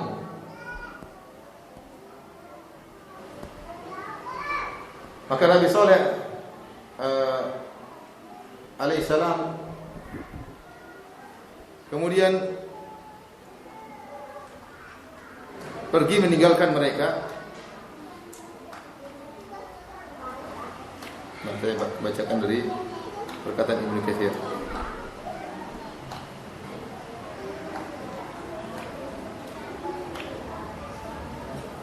Kata Allah Subhanahu wa taala, "Fatawalla anhum wa qala ya qaumi laqad ablagtukum risalata rabbi." Maka Nabi Saleh pun berpaling dari mereka. Dan dia berkata, "Wahai kaumku, aku telah menyampaikan kepada kalian risalah dari Rabbku. Wa nasahtu lakum, aku telah menasihati kalian, walakin la tuhibbunan nasihin." Akan tapi kalian tidak suka dengan nasihat. Ini ada dua tafsir di kalangan para ulama. Ada yang mengatakan Nabi Saleh sebelum mereka dikirim azab kepada kaumnya, Nabi Saleh pergi. Dia mengatakan, "Tamatta'u fi darikum thalatha ayyam." Silakan kalian senang tiga hari. Hari keempat kalian akan tewas. Dia mengatakan, "Fatawalla anhum." Kemudian dia mundur balik. Dia mengatakan, "Ya kaumku, ingat, aku sudah menyampaikan risalah dari Rabbku dan aku ingin menasihati kalian, akan tapi kalian tidak suka dengan nasihat." Pergilah Nabi Saleh. Ini pendapat pertama. Dan pendapat yang lebih kuat, sebagaimana dikuatkan oleh Ibnu Katsir, bahwasanya ucapan Nabi Saleh tersebut setelah mereka tewas. Karena Allah mengatakan, "Fa akhadhatuhumur rajfatu fa asbahu fi darihim jathimin fatawalla anhum." Allah menggunakan kalimat fa. Kata Allah, maka mereka pun terkena gempa yang sangat dahsyat, maka mereka pun tewas di pagi hari. Kemudian ada kalimat kemudian, maka Saleh pun meninggalkan mereka. Jadi perkataan Nabi Saleh itu setelah mereka tewas. Fatawalla anhum, Nabi Saleh berpaling dari mereka. Wa qala, dan dia berkata, "Ya qaumi laqad ablagtum risalata rabbi." Sungguh aku telah menyampaikan nasihat dari Rabbku kepada kalian. Wa nasahtu lakum, aku telah nasihat kalian, walakin la tuhibbuna nasihin, akan tapi kalian tidak suka dengan nasihat. Dan ini sama sebagian ulama mengatakan setiap nabi kalau umatnya sudah tewas diadab oleh Allah, maka mereka mendatangi mayat-mayat kaumnya. Seperti Nabi Saleh. Setelah kaumnya tewas seluruhnya, Nabi Saleh mendatangi mereka. Nabi Saleh mengatakan, "Wahai kaumku, sudah aku sampaikan kepada kalian nasihat dari Allah, akan tapi kalian tidak mau menerima." Ini sebagaimana yang dilakukan oleh Rasulullah sallallahu alaihi wasallam. Tatkala Rasulullah sallallahu alaihi wasallam setelah dalam perang Badar, kemudian tewaslah pembesar-pembesar kaum Quraisy dalam perang Badar, lalu Rasulullah SAW masukkan dalam sumur-sumur. Kemudian Rasulullah SAW berteriak berkata kepada mereka. Rasulullah SAW berkata, "Ya Aba Jahal ibn Hisham, ya Utbah bin Rabi'ah, ya Syaibah bin Rabi'ah, ya Fulan." Kata Rasulullah, "Wahai Abu Jahal bin Hisham, wahai Utbah bin Rabi'ah, wahai Syaibah bin Rabi'ah, wahai Fulan, hal wajadtum ma wa'ada rabbukum haqqan?" Apa kalian telah mendapatkan janji Rabb kalian kepada kalian? Fa inni wajadtu ma wa'adani rabbi haqqan. Sungguh aku telah mendapati janji yang Allah berikan kepadaku.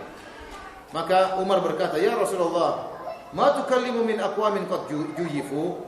Ya, apa kau berbicara dengan suatu kaum yang sudah jadi mayat, wahai Rasulullah? Faqala, maka Rasulullah SAW berkata, "Walladzi nafsi biyadihi, ma antum bi asma'a lima aqulu minhum walakin la yujibun." Demi zat yang jiwaku berada di tangannya, kalian tidak lebih mendengar perkataanku daripada mereka, akan tetapi mereka tidak bisa menjawab.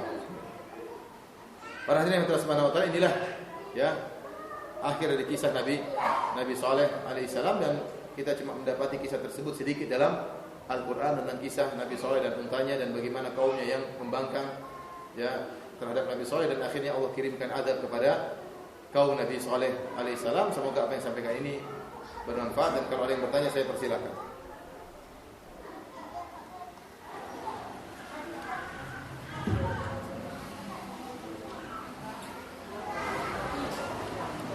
Ada hadiah ya? Ya, ada yang bertanya silakan.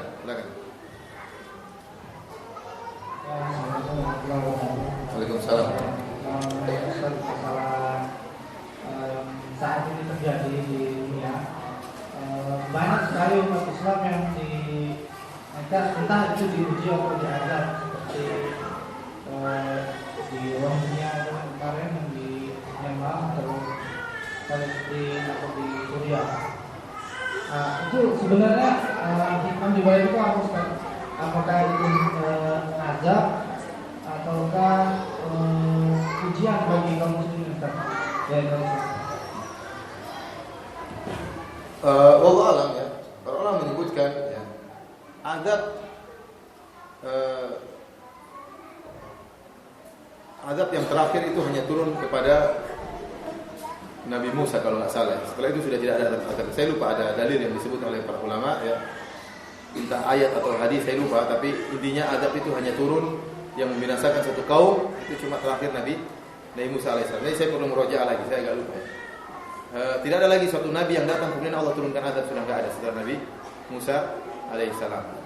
Oleh karena tidak ada adab yang turun kepada umatnya Nabi Musa, kepada Nabi Zakaria dan atau nabi-nabi setelahnya, tidak ada. Ya. Demikian juga Nabi Muhammad SAW tidak ada adab yang turun kepada umat Nabi Muhammad SAW. Yang ada peperangan, yang ada musibah, yang ada bukan maksudnya adab yang menghabiskan itu sudah tidak ada.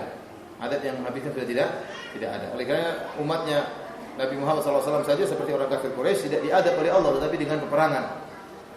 Ya, peperangan tersebut adab benar mereka terbunuh, tapi bukan adab mustaqsil, adab yang membumi hanguskan, itu sudah tidak ada lagi.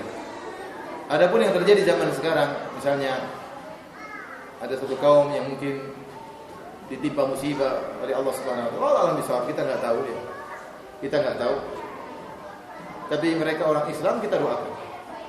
Kalau mereka orang Islam, kita doakan. Semoga itu adalah kalau tidak menambah derajat bagi mereka atau mengurangi dosa-dosa mereka dengan musibah tersebut. Wallahu a'lam bishawab. Intinya kalau ada saudara kita sama muslim yang terkena musibah, kita doakan dan kita bantu. Tidak kita vonis itu azab dari Allah Subhanahu wa taala. Kita tidak vonis itu azab dari Allah Subhanahu wa taala.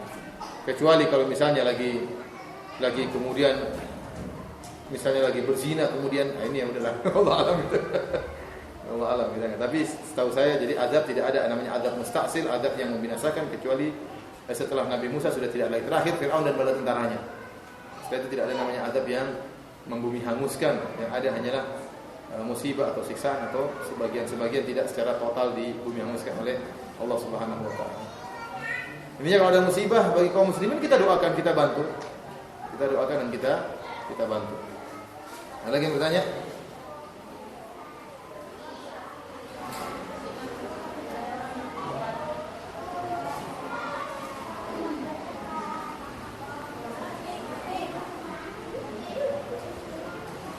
Ada yang bertanya atau tidak? Selain materi apa yang lain juga apa? Pertanyaan lain juga tidak jadi masalah. Kalau saya jawab, kalau tidak saya tidak jawab. Yang lain juga. Ini hadiah buat bapak-bapak yang mana?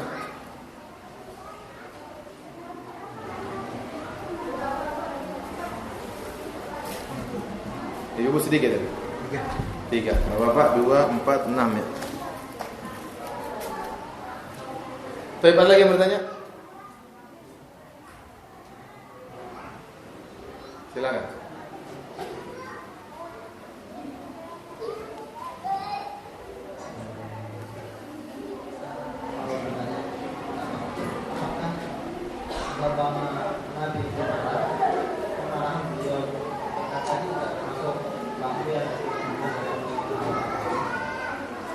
Kalau Nabi marah, ya Rasulullah SAW pernah dikatakan sebagai salah seorang sahabat, kalau tidak salah Amr bin As. Orang-orang musyrikin mengatakan, kenapa kau tulis semua perkataan Muhammad? Bukankah Muhammad terkadang marah, terkadang senang? Ya. Maka Rasulullah SAW mengatakan, tulislah. Sungguhnya tidak ada yang keluar dari mulut itu kecuali benar. Rasulullah SAW meskipun marah, pasti benar perkataannya. Kalau salah, pasti ditegur oleh Allah Subhanahu wa taala. Ya Rasulullah SAW mungkin salah mungkin. Saya pernah sampaikan Rasulullah SAW mungkin salah mungkin, tapi kalau salah pasti ditegur oleh Allah Subhanahu wa taala. Contohnya Nabi SAW pernah salah tatkala ada seorang namanya Ibnu Umi Maktum minta didakwai, Rasulullah SAW berpaling. Rasulullah SAW sedang sibuk mendakwai pembesar-pembesar Quraisy, tiba-tiba datang Ibnu Umi Maktum yang buta. Maka Rasulullah SAW kayak kurang suka, kenapa dia sedang sibuk mendakwai orang kaya, tiba-tiba yang miskin ini minta didakwahi. Maka kata abasa wa tawalla. Kata Allah, maka Rasulullah SAW pun berpaling dan berwajah masam. Anja'ahul a'ma, tatkala datang seorang buta minta didakwahi. Wa ma yudrika la'allahu yazakka. Bisa jadi orang ini mensucikan dirinya. Dia meskipun miskin dan dia buta, namun dia ingin mendengar nasihat dan dia ingin mengambil manfaat dari nasihat tersebut. Amma man istaghna fa anta lahu tasadda. Adapun orang-orang yang kaya tidak merasa butuh dengan dakwah, engkau dakwahi mereka, ya ini bukan tugasmu. Jadi Rasulullah SAW ditegur oleh Allah Subhanahu wa taala karena salah. Kenapa? Dia berusaha dan Rasulullah SAW ingin melihat masalahnya. Kalau pembesar-pembesar ini beriman, maka masalahnya besar. Maka Rasulullah SAW berdasarkan ijtihad dia, saya lebih baik mendakwai orang-orang kaya ini, yang miskin ditunda dulu. Rupanya tatkala Nabi sedang mendakwai orang kaya, datang si miskin Ibnu Umi Maktum. Maka Rasulullah SAW merasa seakan-akan sedang terganggu. Abasa wa tawalla, maka Rasulullah SAW pun bermuka masam dan berpaling. Subhanallah, Rasulullah SAW bermuka masam berpaling. Ibnu Maktum tidak tahu kalau dia bermuka masam. Tahu atau tidak? Nah, dia buta. Namun Allah yang tegur. Allah bilang apa? Abasa wa tawalla. Kau bermuka masam dan kau berpaling. Jadi Rasulullah SAW salah namun ditegur. Contoh salah yang berikutnya, seperti Rasulullah SAW pernah mengharamkan madu untuk menyenangkan istrinya. Allah tegur, ya ayuhan nabiyyu lima tuharrimu ma ahallallahu laka tabtaghi mardhat azwajik. Wahai Nabi, kenapa kau mengharamkan apa yang Allah halalkan padamu demi mencari keridhaan istrimu, demi menyenangkan istrimu. Allah tegur. Contohnya tatkala perang Badar, Rasulullah SAW waktu itu menerima Umar bin Khattab punya ide agar orang-orang yang ditawan dibunuh seluruhnya, tidak usah terima tebusan. Namun Rasulullah SAW dan Abu Bakar menerima tebusan. Akhirnya Allah tegur. Maka nabi nabiyyin ayyakuna lahu asra hatta yudkhina fil ard. Turiduna arad dunya wa yuridul akhirah. Allah tegur Nabi Muhammad SAW sampai Nabi SAW menangis dan Abu Bakar menangis. Umar bertanya, ada apa? Allah menegur kami. Jadi Rasulullah SAW itu meskipun marah perkataannya benar. Namun kalau salah pasti langsung ditegur oleh Allah Subhanahu wa taala, ya. Makanya Rasulullah SAW disebut dengan maksum, yaitu orang yang tidak mungkin salah. Artinya kalaupun salah, ijtihad Nabi salah, pasti ditegur oleh Allah Subhanahu wa taala, tidak dibiarkan. Tapi ada lagi yang bertanya? Belum salah tuh. Masalah apa? Ria. Oh iya. Apakah perkara ria itu pada saat kita melakukan perkara ria itu yang dosa Gimana coba dulu. Tadi kalau kita melakukan ria itu katanya hilang menghapuskan amalan terus. Apakah amalan yang itu aja atau yang Oh iya, kalau kita riya maka yang hilang cuma amalan itu aja. Amalan saja yang hilang. Contohnya seorang sedekah hari ini, dia sedekah di pagi hari 100.000, di siang hari dia bersedekah 1 juta, namun dia riya. Maka yang 100.000 selamat, 100 jutanya apa? Tidak selamat. Kenapa? Dia riya. Yang 100.000 diterima, yang 1 juta tidak diterima. Kenapa? Dia riya waktu 1 juta.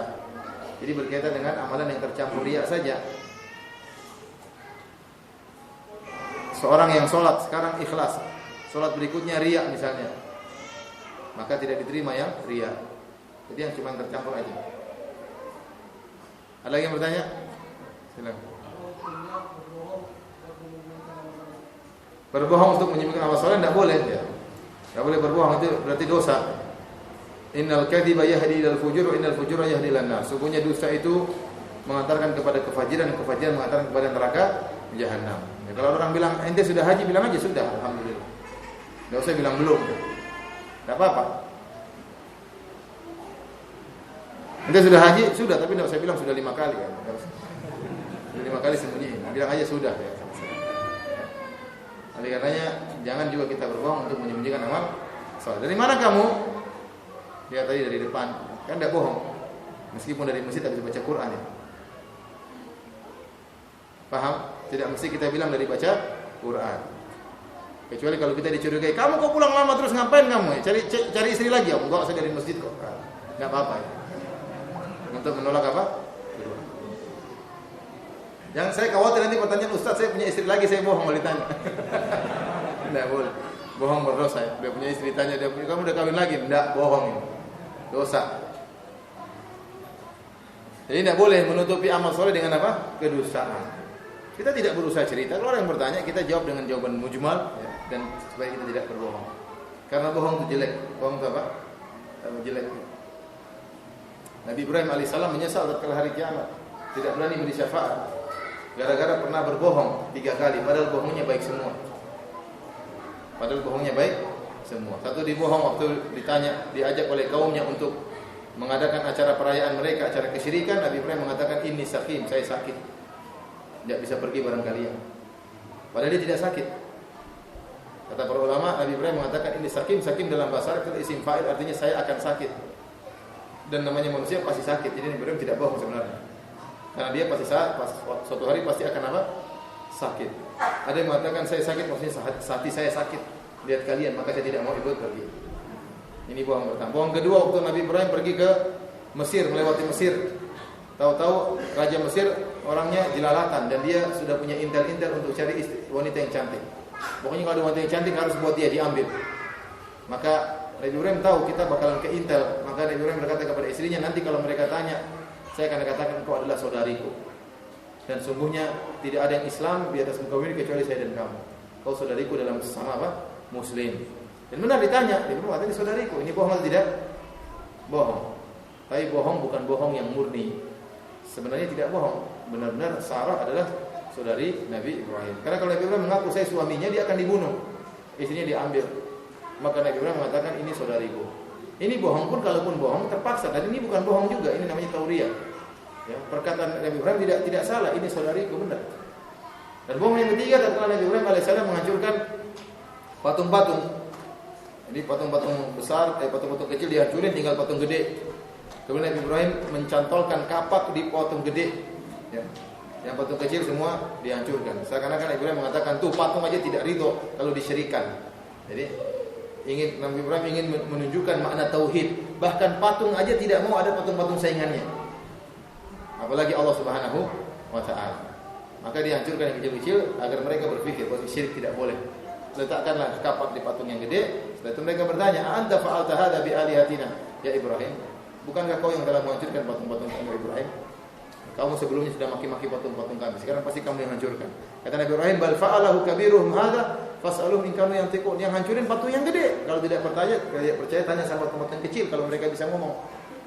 Jadi dusta Ibrahim juga tidak murni. Dia mengatakan yang menghancurkan patung gede kalau patung kecil bisa ngomong. Jadi dustanya namanya dusta bersyarat. Paham? Jadi yang menghancurkan patung yang gede kalau patung kecil bisa ngomong. Nah, kalau patung kecil tidak bisa ngomong berarti saya yang bikin bukan patung yang gede.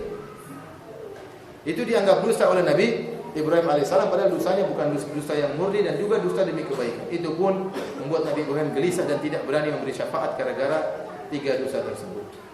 Maka saya katakan para hadirin, dusta jauhi namanya dusta. Seakan-akan dusta itu menyelamatkan, sungguhnya dia membinasakan. Seorang harus belajar jujur apapun yang terjadi, apapun resikonya. Apapun resikonya. Wallahu a'lam bishawab. Silakan. Aku pernah membaca buku WhatsApp, dikatakan dalam buku itu Allah menciptakan Nabi Adam pada hari Jumat, kemudian hari Sabtu diciptakan bumi ini, kemudian hari Ahad dia ciptakan gunung-gunung, kemudian hari Selasa dia ciptakan hal-hal yang tidak dia sukai. Yang itu saya akan pertanyaan saya, yang hal-hal yang tidak suka itu apa itu? Wallah alam, saya tidak tahu ya. Saya tidak tahu ya. Tapi benar Allah ada Allah yang Allah sukai dan ada yang Allah tidak sukai. Contohnya iblis Allah tidak suka, tapi Allah ciptakan. Ya, contohnya iblis. Allah alam, hadis itu pun saya tidak tahu ya, tapi kalaupun hadisnya sahih, maka ada perkara-perkara yang Allah tidak sukai. Bagaimana hukumnya mendoakan rahmat bagi misalnya Syekh Wahbah Mustafa Zuhaili yang baru aja meninggal, apa boleh? Bolehkah mendoakan rahmat kepada Syekh Wahbah Zuhaili rahimahullah yang baru meninggal? Selama seorang muslim maka boleh didoakan. Selama seorang itu muslim maka boleh didoakan. Yang tidak boleh didoakan rahmat orang yang kafir. Adapun seorang muslim ya terlepas dari kesalahan yang dia lakukan ya. Namanya seorang bisa salah dan bisa benar, selama dia muslim maka kita doakan rahmat baginya. Ada yang bertanya?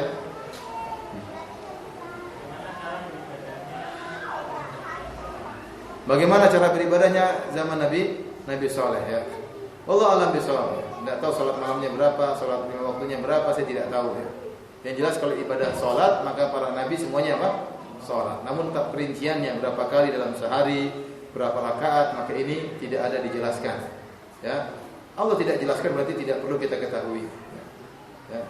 Kalaupun nanti Allah jelaskan, oh salat mereka cuma 3 waktu, nanti yang protes, ya Ustaz, Nabi Muhammad kenapa 5 kali, Nabi Saleh cuma 3 kali? Akan timbul pertanyaan-pertanyaan setelah itu. Ya, maka tidak perlu dijelaskan ya. Dan kata kalau tidak jelaskan berarti tidak perlu kita ketahui. Sama seperti orang yang bertanya, Ustaz, bagaimana cara puasanya jin ya Ustaz? Ente kalau jin yang ditanya, ente bukan jin, enggak usah tanya. Paham? Baik. Nanti tanya lagi, Ustaz, apakah Nabi Soleh poligami? Bukan urusan ente. Paham? Jadi ada pertanyaan yang tidak perlu kita tanya.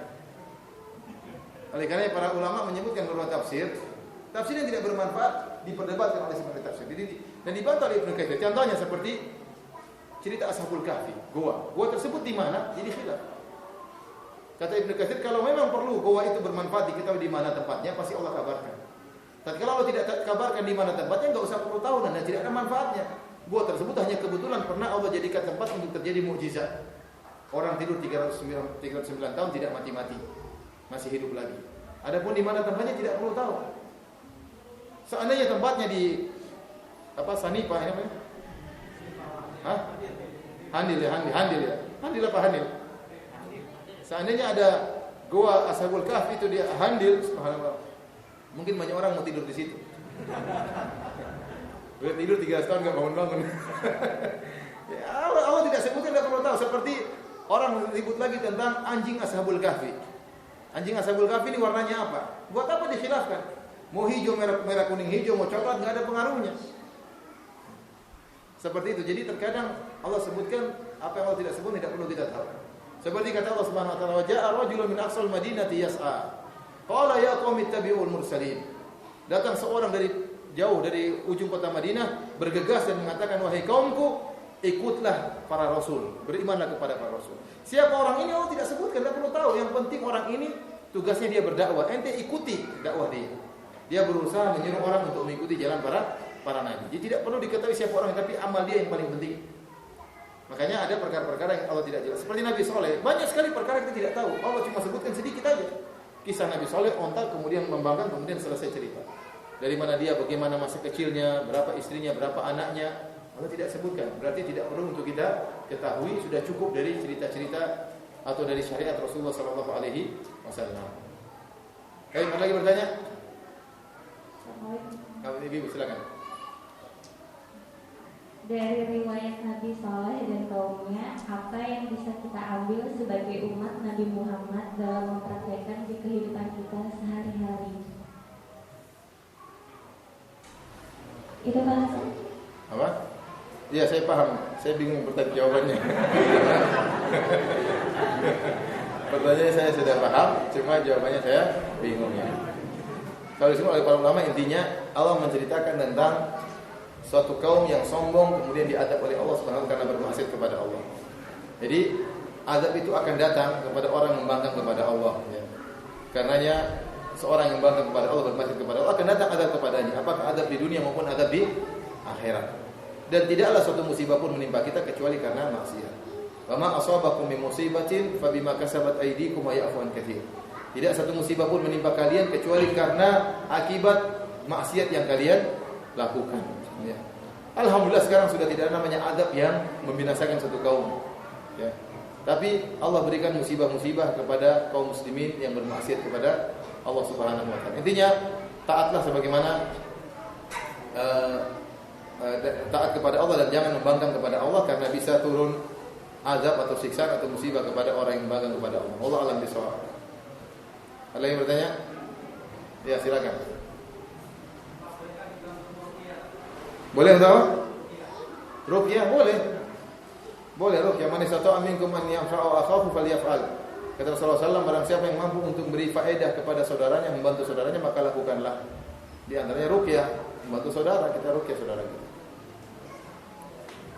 Ada yang bertanya? Waalaikumsalam. Mau nanya, Ustaz. Ya. Ini ada orang melakukan usaha rentenir. Ada orang melakukan Usaha rentenir. Terus? Tapi dia juga berdagang. Terus? Apa kita boleh membeli barang-barangnya? Dia berdagang. Dia rentenir, boleh kita beli barang dagangannya. Berarti dia riba, tapi dia juga apa? Berdagang. Dalilnya para sahabat dulu bermuamalah dengan orang-orang Yahudi. Dan orang Yahudi masyhur makan riba, wa aklihimur riba wa qad nuhu'an. Kata Allah, mereka suka makan riba padahal mereka dilarang. Ini tidak jadi masalah. Kalau mereka dagang, kita beli. Mereka riba, urusan mereka dengan Allah Subhanahu wa taala. Ada lagi yang bertanya? Assalamualaikum warahmatullahi wabarakatuh. Waalaikumsalam warahmatullahi wabarakatuh. Saya ingin bertanya, apakah dari seluruh nabi yang diutus oleh Allah Subhanahu wa taala yang mati atau meninggal secara terbunuh Ustaz? Wallah alam bisawab, yang terbunuh seperti Nabi Zakaria ya. Disebutkan beliau terbunuh ya. Oleh karena disebut dalam hadis orang yang paling celaka intinya orang yang membunuh Nabi atau dibunuh oleh Nabi. Orang membunuh atau dibunuh oleh Nabi. Nabi-nabi yang lain saya tidak tahu ya. Adapun Nabi Isa tidak dibunuh, tapi hanya persangka mereka membunuh Nabi Isa. Allah a'lam bishawab. Salam bukan Nabi Zakaria, Nabi Yahya ya. Nabi Yahya yang terbunuh. Tentang sholat berjamaah. Karena di tempat itu seringkali sholat jamaah itu cuma imamnya sendiri. Ulang-ulang, saya kurang dengar, ulang-ulang, agak keras. Tentang sholat jamaah. Kenapa sholat jamaah? Sering sekali di undang di situ di masjidnya itu imam sendiri, cuman dia berdiri di panggung depan itu. Kadang lampunya itu tidak ada. Kadang saya itu tidak terlalu dekat, saya stopnya itu di imam. Oh, karena nggak bisa di sampingnya?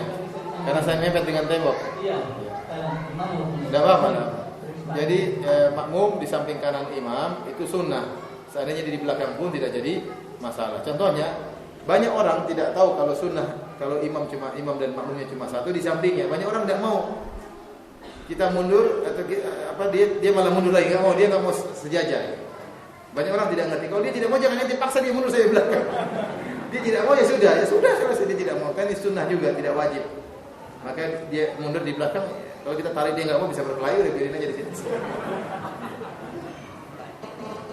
Karena ini kejadian, tapi bukan di Indonesia. Teman saya dari luar negeri cerita. Dia sholat, ada orang sholat, kemudian orang itu tidak mau dekat, maka dia mendekat orang tersebut, supaya nempel. Orang itu mundur ke sana, terus dia ke sana lagi, sampai di pojok masjid, ini tendang orang. Jangan. Ya kalau tidak mau ya sudah, bukan tugas ente. Tapi saya katakan sah hukum sholatnya. Di samping kanan persis itu sunnah, tidak wajib. Tapi ada yang bertanya?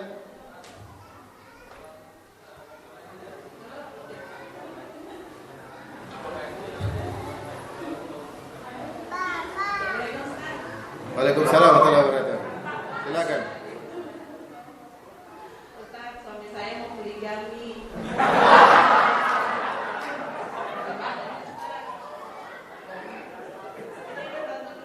Kenapa? Kenapa? Pertanyaannya apa? Suami saya mau poligami. Terus pertanyaannya? Saya belum siap, Ustaz. Belum siap, subhanallah. Bukan cuma suami ibu aja, saya juga mau. Sama istri saya, kalau ibu belum siap, istri saya sudah lama sudah siap, alhamdulillah. Sudah siap pentungan. Masalahnya istri saya orang Bugis, repot. Ya, ibu bilang sama suami saya belum siap, doakan supaya saya siap suamiku. Gitu. Dan servisnya harus lebih bagus ya, biar suami tidak pindah ke lain hati. Udahlah kita nggak usah bahas masalah ini. Yang lain, silakan. Ada yang bertanya lagi? Silakan.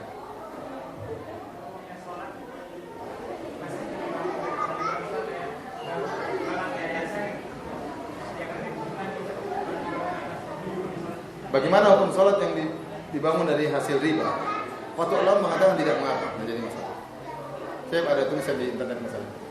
Ada yang bertanya? Waalaikumsalam warahmatullahi wabarakatuh. Ya,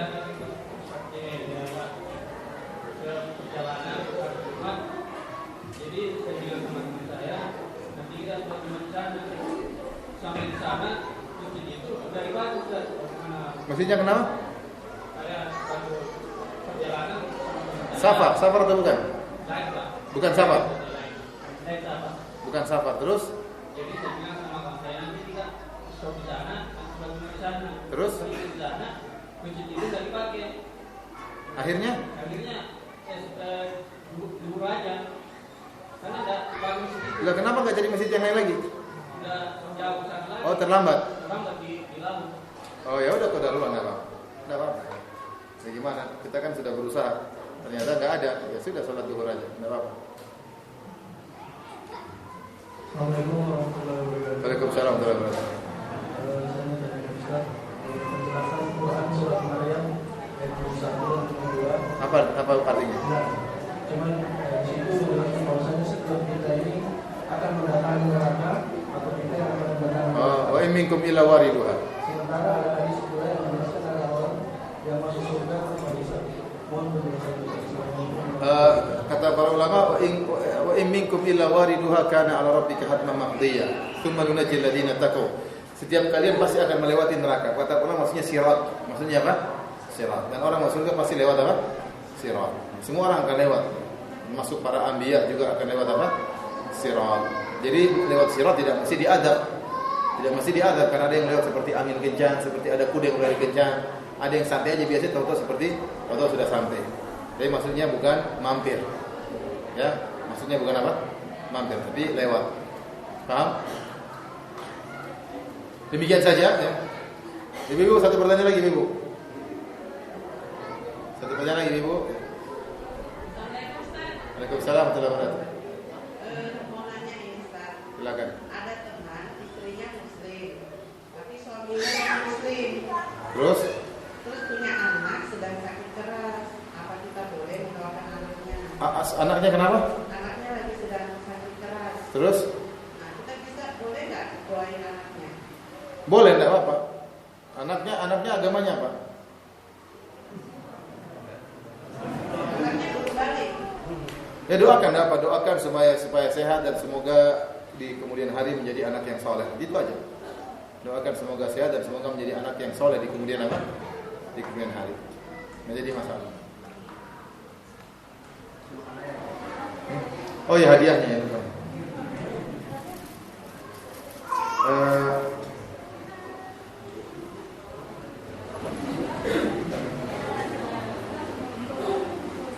Yang tadi tanya pertama antum siapa tadi? Sini.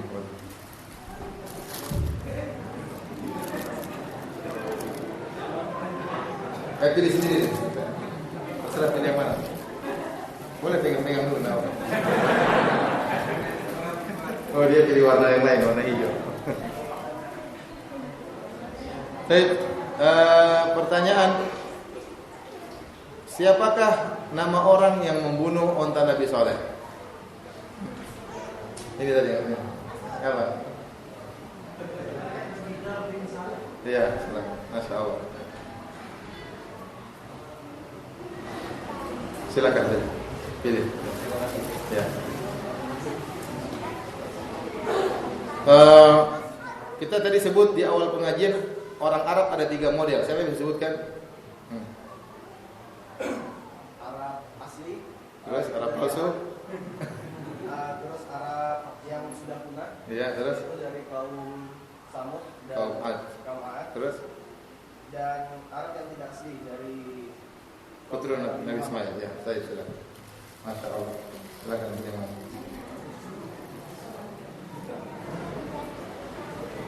Siapa yang bisa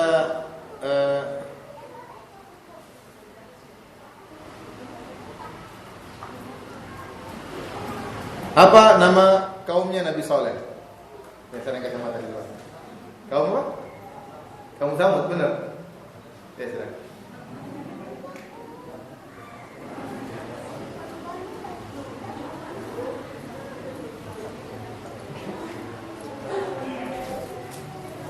Siapa nama kaumnya Nabi Nuh?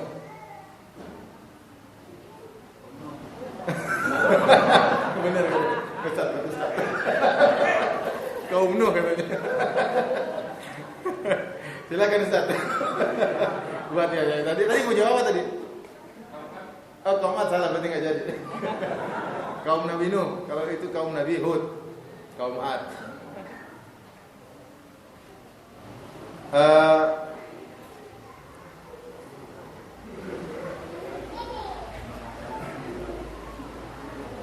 Susah pertanyaan apa? Apa nama tempat tinggal kaum Samud? Al-Hijr. Al-Hijr. Sekarang kota apa namanya? Al-Ula. Al-Ula. Oke, Al-Ula. Silakan yang mana?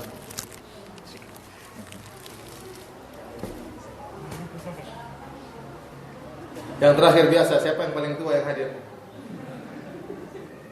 Yang paling tua? Hah?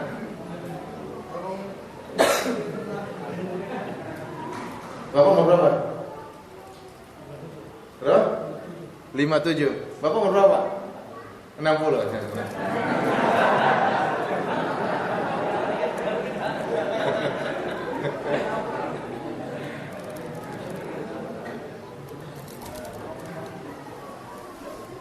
Ibu-ibu, ini saya bagi 3 ya.